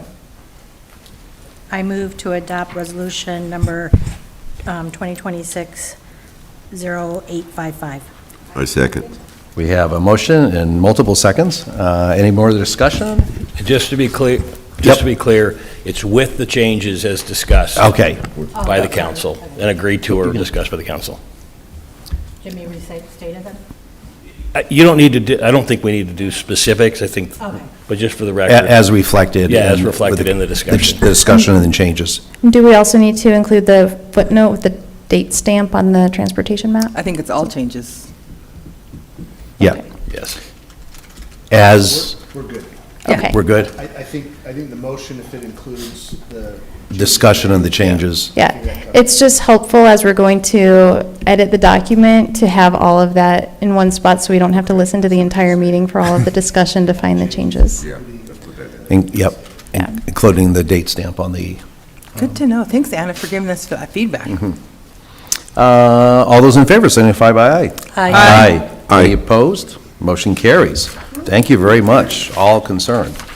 Madam Clerk, item number 10B. Resolution number 2026-0856, call for election for the ratification of the Town of Sahuarita General Plan. Lanthea Henderson will introduce the item, and we're going to go through it maybe a little faster. Mr. Mayor, this is going to be my item, if you don't mind. What's that? It's Oh, your item, 6, okay. election.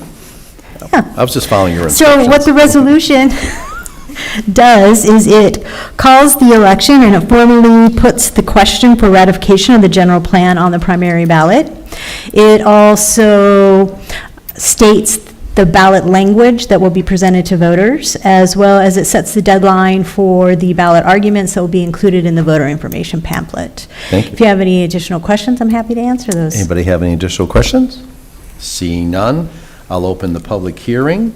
I don't have any speaker cards for putting it on the election. Anybody like to address the council on this particular item?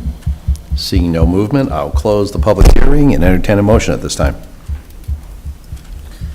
I move to adopt resolution number 2026-0856. I second. We have a motion and a second. Any further discussion?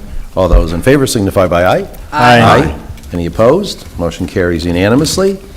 Madam Clerk, item Is there a clicker? 11A. I'm sorry, Mayor? Yes. I just wanted to give some major kudos to Absolutely.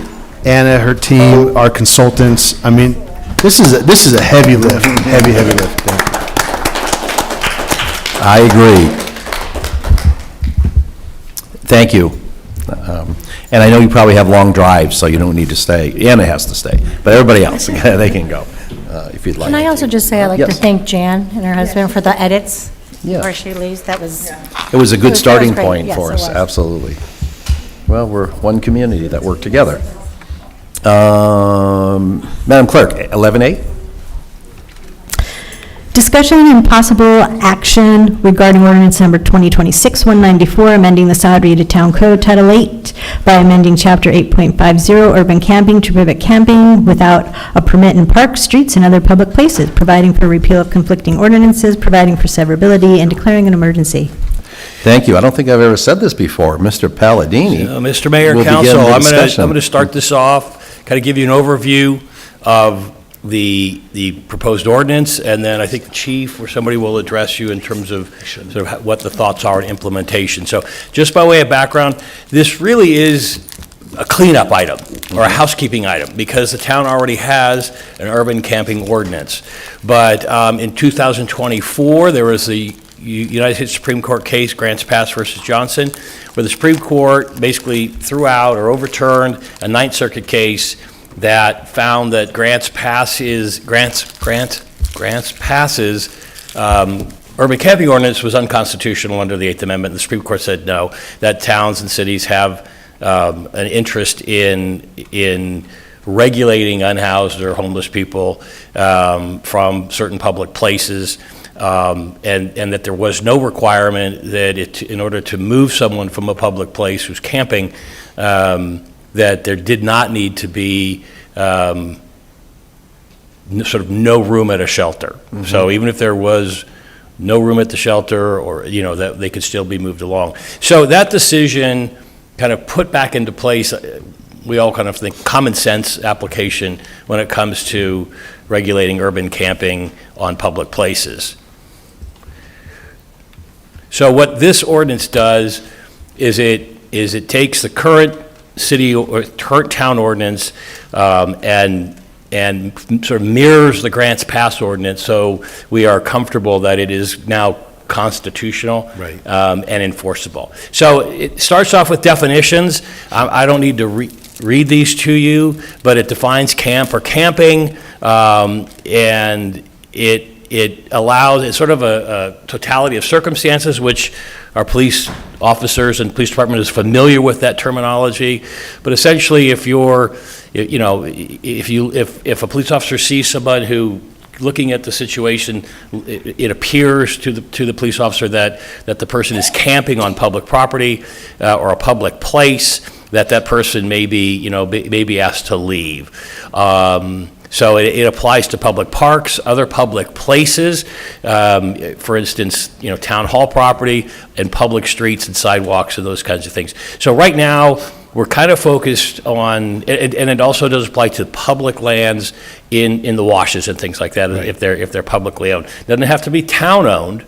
It could be, but county, flood control district, or even along the state highways. So what it does is it makes it unlawful for a person to basically use any public place to camp for an extended period of time. And again, it's a totality of circumstances. So someone who's just sort of sitting down, resting, taking a nap in the park is not going to be determined necessarily to be camping. The officers, and when they enforce this, are going to look at totality of circumstances. It also prevents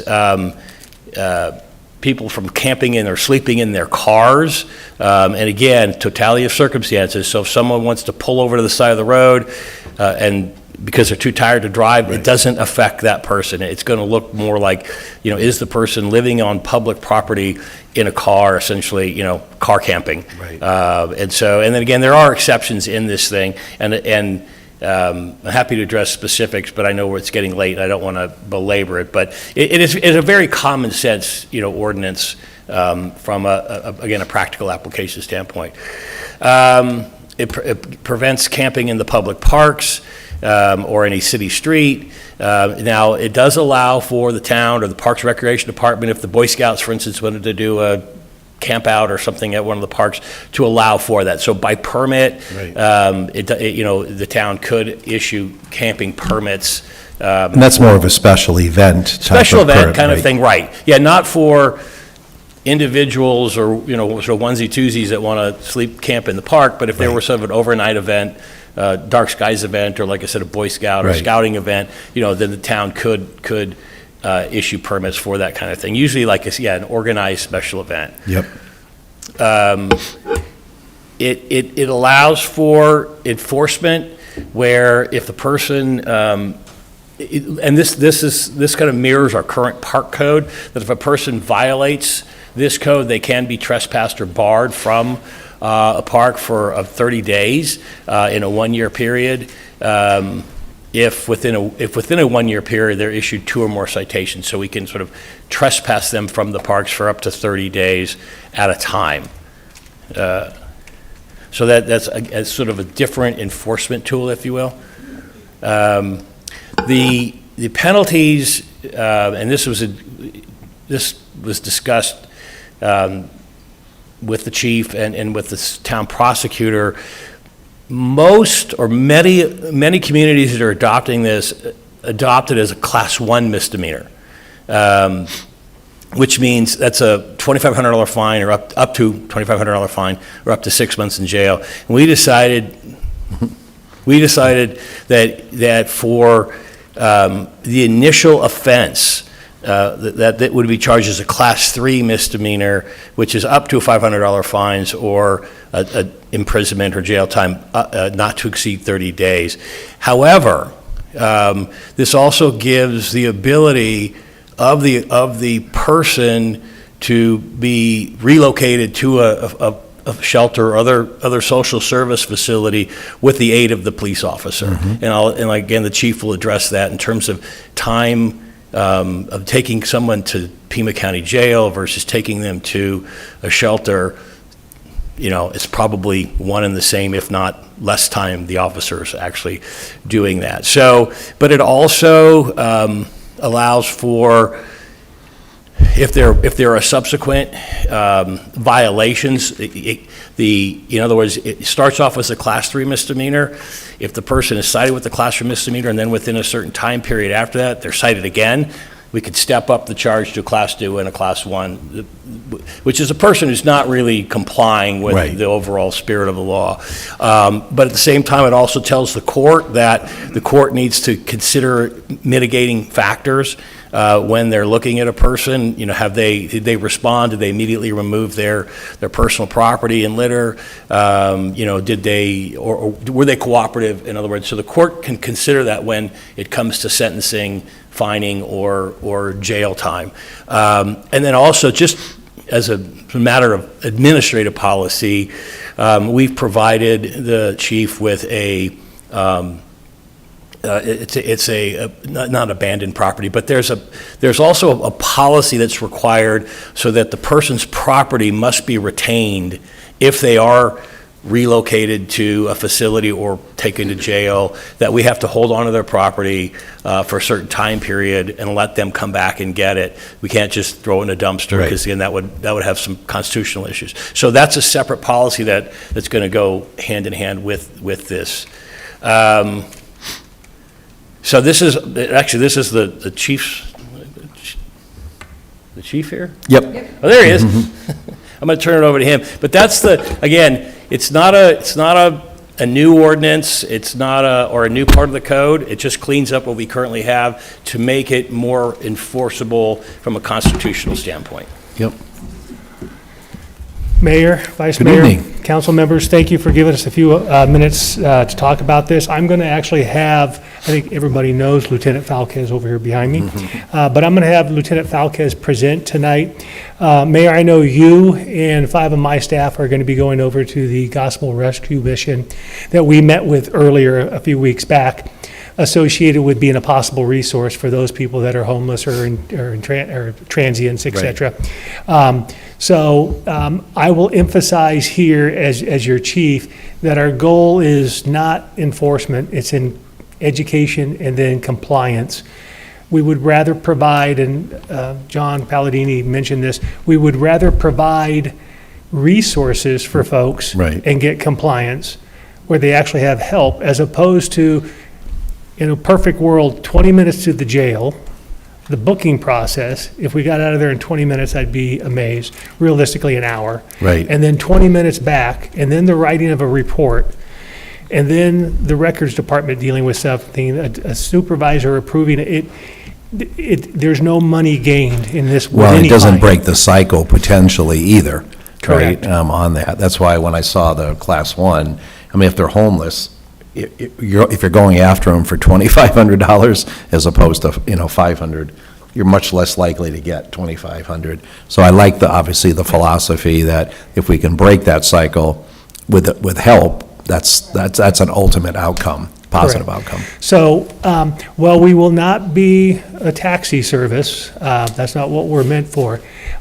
If there is an option and capacity for us to provide transportation to a resource, which is realistically, it's not always, but realistically, in Tucson, our county seat where the vast majority of our tax money goes. Right. Because that's where these resources are at. All that is logical for you folks that have been in this line of work for a while. But that's less expensive Right. for us to do as well, and it's the more reasonable approach for those people that are going to try to comply with this. So with that, I'll go ahead and let Lieutenant Falquez here present how we believe we will work this new ordinance if it's passed, and go from there. Thanks. Good evening. Mayor, Council, good evening. So Chief covered a bunch of stuff that I was going to cover as well. But with any new law that, comes down, whether it's a change in law or new, we always What is a train our- MOP? What's that? What is a MOP? A MOP? Mission-oriented policing. Oh, okay. Thank you. So, I knew that, but I thought I'd ask. but what we do is we train our staff on that. So we're going to be working with the SPD Training Bureau to ensure that the changes in the law are, covered along with the spirit and the intent, and making sure that our officers are focused more on education. Like the chief said, we're not going to go out and immediately start arresting everybody. And Mr. Palladini had previously mentioned that we already have a camping ordinance. This is just kind of cleaning it up. And we do a pretty good job of doing a lot of education, but unfortunately, there are those individuals where Right. we have to take enforcement action. But again, it's going to be education and, explaining the new ordinance to individuals as we come in contact with them and providing them resources. And, just like you're going to the meeting along with the chief, a lot of command staff is also going to that meeting as well. And going to find out more resources that we can provide people that need them. Right. And then enforcing the ordinance absolutely when we have to. I mean, there's always going to be a time where. Yeah, people just don't want to comply. Correct. Or want help. Correct. So those. Super. That's pretty much it. Yep. Any questions for Shane? I actually, Councilmember Morales is listening in on the meeting. Oh. She can't join us via Teams for whatever reason, but she did ask, she asked me to ask this question. What about RVs, or people who have RVs and they have company temporarily staying with them in the RV on the street overnight kind of thing? How does this impact that? Can somebody address that, please? Well, I can, and it would be prohibited for someone to, camp on the street, technically. Just to be clear, this doesn't regulate private property. Right. So if someone wants to allow an RV to park in his or her driveway or in the backyard, or if they have an RV gate, or somebody to camp in a tent in the, or wherever. Walmart parking lots, for instance, are kind of infamous for RV parking in some places. This doesn't regulate that at all. This is strictly a public property issue. So technically, we would not allow that to a person to camp in a vehicle on the street. And I think that it kind of goes back to the education, resources, and enforcement.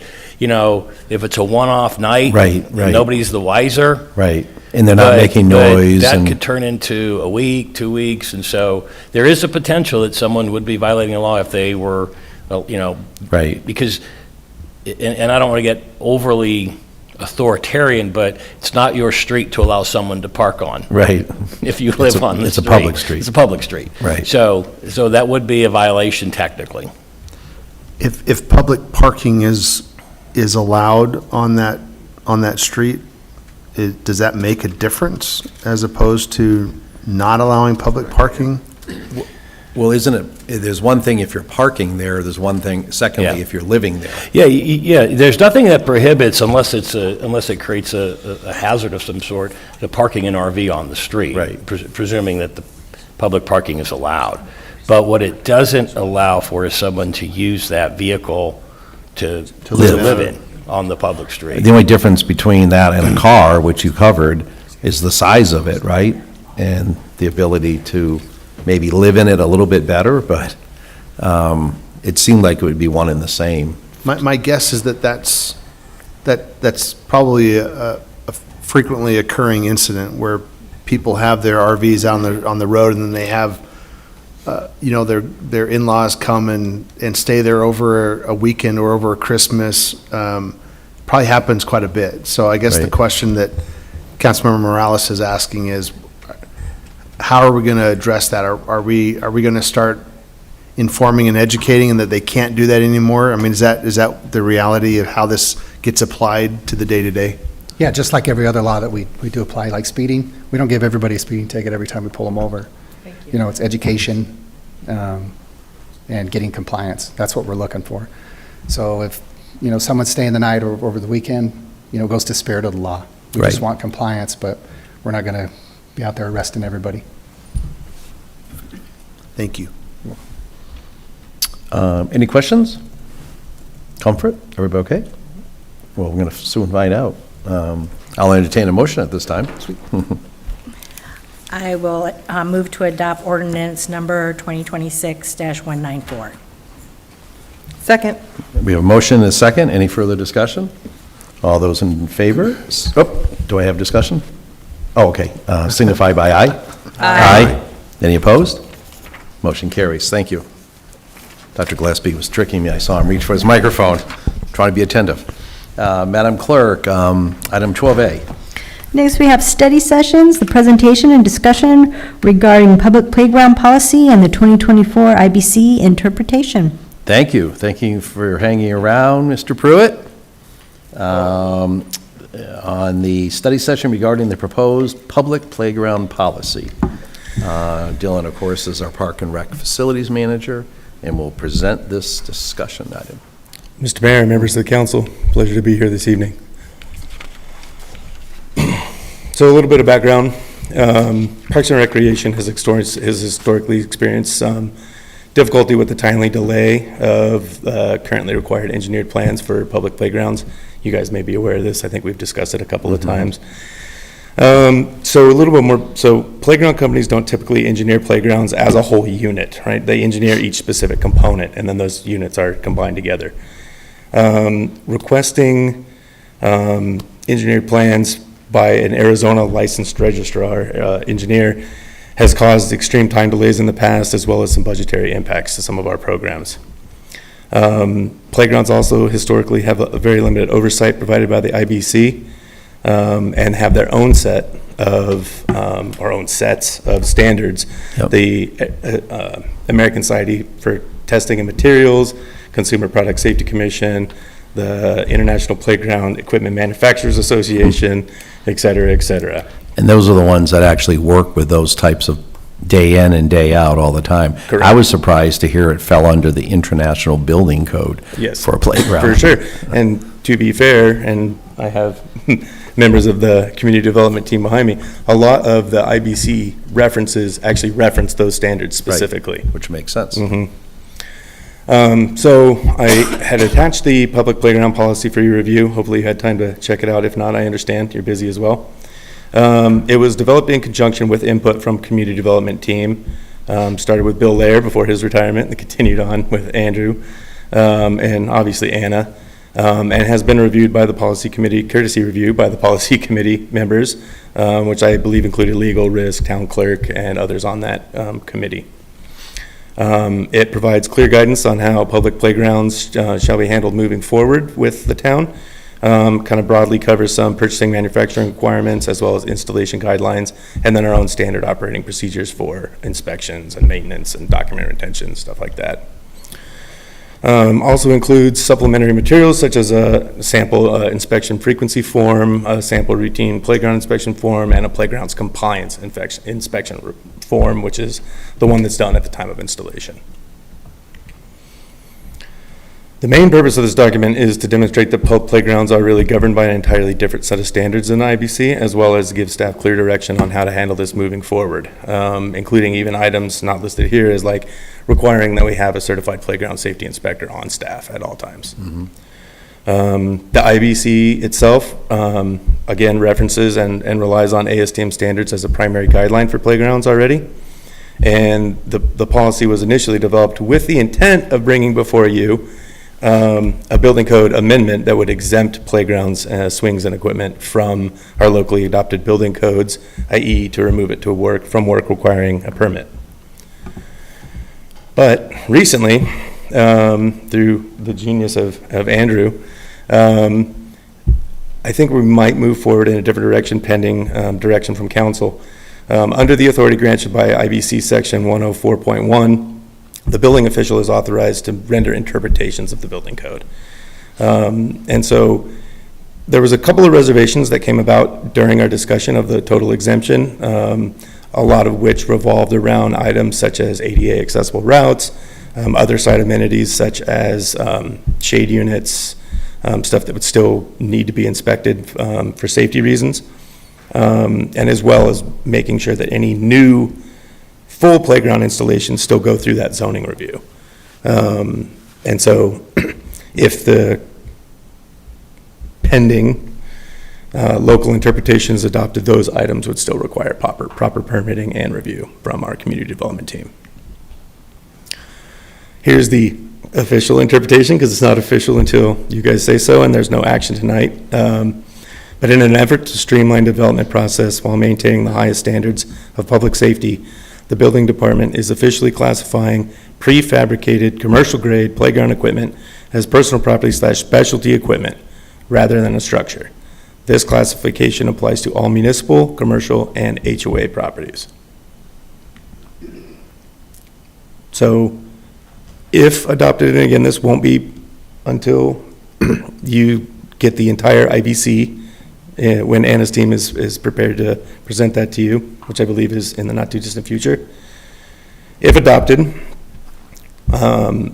playgrounds and swings would still technically be exempt from requiring a building permit, provided that the following criteria are met. So standard compliance, so everything still has to be manufactured to those ASTM standards. Uniform application, so this would apply to other entities such as daycares, HOAs, and schools, because it's a broad application. And it would still be require a third-party safety audit. So in lieu of a town building inspection, the owner-operator must obtain a post-installation safety audit, so that compliance audit, from a certified playground safety inspector. And then for private entities, a digital copy must be filed with the building team, or a physical copy must be kept on site. So that's all I have for you tonight. I just am looking for your level of comfort with us moving in this direction, questions, comments, concerns for both us or any of the members of the building team present if I can't answer. Right. No, thank you. I mean, to me, it makes a lot of sense. Only government can come up with the fact that we're going to put a playground under the International Building Code, as opposed to, a process that with a safety inspector, that deals in this with certified equipment already, right, by these agencies. They do it. We already heard IBC already punts to those people anyways, right? Absolutely. So I have comfort. Questions? Yes, I have a question. Yes. So any playground that goes in will still have to be fully inspected, right? All the equipment? So not the playground equipment itself, but any other site amenities that would go in would still have to be inspected. Currently, the way that even current inspections work with playgrounds is they're largely just looking at footings, but most of those footings are already governed by the overall shape of the structure, and most of them don't have any like rebar retention materials in them because the poles of the playground structure occupy so much of the whole that it's very difficult to put reinforcing materials inside of there. So, for example, the last time Andrew came out to inspect one of my footers at the Animax playground, He showed up and was like, well, I'm just here to look at where the footers are, and like, other than taking measurements of where those footers land, which are again covered by the shape of the structure, there's really not a lot for him to do currently. And to follow up on his question, like when an HOA, an HOA puts it in for it, then it lands on either the school or the HOA, right? To make sure you're out tightening bolts and those kinds of things. Correct, all the This is the installation of it initially. Correct. Correct. So if your question was if they're going to continue to be inspected on a regular frequency, yes, absolutely. Okay. Yes, absolutely. That's included in the policy. I don't want the kiddies getting hurt. No, for sure. As far as the inspection frequency, like, so based on use and amount of use and location, et cetera, there's a bunch of site factors that go into how frequently you inspect. But yes, absolutely, that's a requirement. All right, thank you. Yep. Thanks. Mayor? Other question? Mayor, just a quick question. Oh, I'm sorry. So, Dylan, can you go back 2 slides? Right there. So municipal, commercial, and HOA properties, what about school? Oh, I thought I read that. No? What about school? School, I believe, is covered further, but I was looking back to Andrew. I am guessing that the intention is for it to include school properties as well. Is that correct, Andrew? Because the state mandates inspections on school properties, so it may be like a daycare. Well, the reason why I ask is because I know that there are some aspects like the daycare where it might be a little fuzzy. And also, given the nature of our relationship with the school district and that they have your staff going out and inspecting these playgrounds, I'm just curious as to whether or not we ought to also apply, where appropriate, school playgrounds as well, where applicable school playgrounds, some kind of language like that, so it wraps that in the event that you're in a situation where you're being asked to inspect the installation of a playground facility for the school, because I know we have that kind of relationship. Yeah, I think it would depend on the type of school, because some schools are mandated inspections by the state rather than the municipality. But if it was one of the smaller schools that we have, like the church schools, et cetera, if they were going to have some playground equipment, then we would probably fall into this, yes. Whenever I hear the word depends, it means that it could. Yes. And so if it could, then maybe the language needs to reflect that it could include schools Yes. as applicable or Yeah. as appropriate kind of We thing. can, we can change that, yeah. Yeah, because we have also joint efforts, right? Yeah, we're sharing the facilities. So even though it's a school during the day, but it's a town park at night. So back to Shane's point, it would be situational, right? Yeah. From that perspective. We can amend the language. Okay. Yeah, good catch. Good catch. Yeah, thank you. Any other thoughts? No? Cool. I think we're good. All right, sounds good. Thank you. We'll make that change and then look forward to come back before you for adoption in the future. Thank you. Thank you. Madam Clerk, item 12B. This is a study session regarding local building amendment to support middle housing development. And Ann is making a return visit as we're circling the airport, getting ready to land. Go ahead. Thank you, Mayor Murphy, members of the council. We have had our thinking caps on here at the staff. So to introduce this item, I'll give you a little bit of background. Back in 2024, the state of Arizona signed HB 2721 into law, which was effective January 1 of this year, and it applied to cities with a population of 75,000 and up. So as you're aware, we are below that threshold. The bill didn't apply to us. What it did do was it lowered regulatory barriers for middle housing, and I'll talk a little bit about what middle housing is in just a minute. And it did that in 2 ways. First of all, for zoning codes, it required these municipalities of 75,000 population and up to allow up to a fourplex anywhere that they allowed single-family residential within a mile of the downtown. And it gave those cities the ability to define what they considered their central business district. I do not recommend this for Sahuarita. It would be optional for us, and it's not something that I would recommend pursuing at this time. But the other portion of that bill had to do with building codes. And that bill required these larger cities to allow up to a fourplex to come in under the IRC versus the IBC. So that's the residential code versus the commercial code. And that is something that I think is in line with our priorities here in Sahuarita. So what is middle housing? It's basically everything in between a detached single-family home and a mid-rise apartment complex. So that includes your duplexes, fourplexes, townhomes, stacked triplexes, just all those different kinds of housing that we're really not seeing a lot of being constructed. So what is the problem? Currently, 3+ units equal commercial, and that's in the definitions found in the IRC and the IBC. So the result is that triplexes and fourplexes are treated the same as a large apartment building. There's a cost cliff. Once you get past that second unit, you trigger a whole bunch of extra requirements such as commercial fire lines, commercial backflow preventers. The IRC is a prescriptive code, meaning that if you just follow the instructions, it's like a recipe. If you follow those instructions, your permit gets approved, you're good to go. Under the IBC, you have to have engineering, so you have to have a design professional come in, design the unit, stamp off on it. And then you also trigger some rigid ADA clearances. So when you're trying to build these smaller units, you've got a small floor plan, and the IBC requires large turning radii within the unit, so you give up a lot of valuable floor space. So the proposed change would be to classify triplexes and fourplexes under the IRC. The benefits being that these units would have, where fire sprinklers are required, it would be the residential variety, which are less costly. It allows the IRC prescriptive design. That's the recipe book that I told you about. It's a little easier to design those units. And you get a more efficient use of a small building footprint.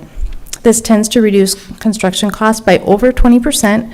It's hard to come up with an exact number because so much just falls under the it depends. Right. So hard to come up with a real number there for you, but over 20%.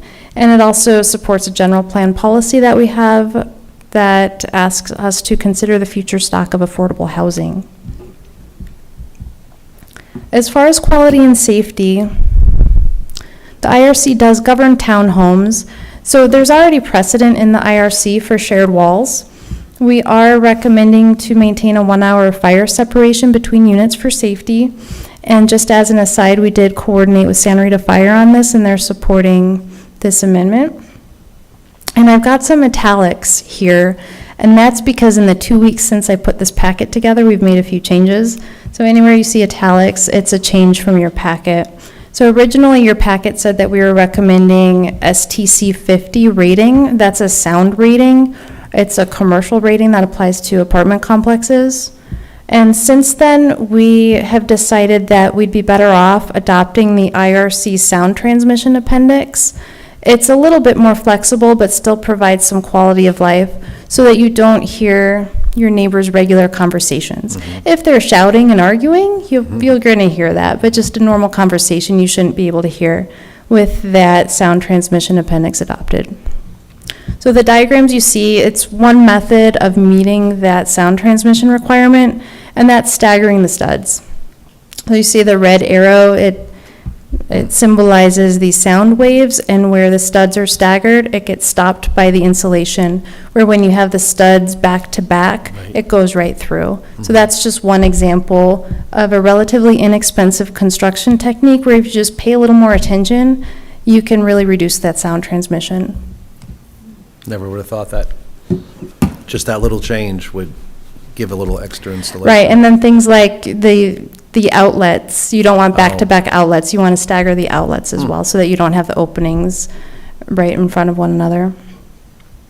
So our recommendation would be to include the middle housing amendment in the spring 2026 building code adoption package. For that, the next steps would be to finalize the language for the local amendment, which we've already done. And then we've got the building code package study session scheduled for March 9th. That's a change from your packet. Because of some changes in the council meeting calendar, we've adjusted these dates. So we'll be back again in 2 weeks with that for you, and then formal adoption on April 6th. And also, I'm happy to report in italics, we've received a letter of support from Saba. I was going to ask Dave if he wanted to speak again since he hung out with us, so he's good, I guess. And with that, we are seeking council direction to move forward, and I'll entertain any questions. No, great presentation as always. Sounds like a good middle road, no pun intended for middle housing. But no, obviously 20% cheaper. We're looking for this type of housing, but you can't, if it doesn't pencil, we're never going to have it, right? So I think making some of these modifications makes a lot of sense, but that's just me. Anything to my right? Yes. Yes. For this middle housing, how soon would you be looking at it beginning to start? I understand you said something about a population of 70,000. We're not near that. So is that when we would start looking at the middle housing?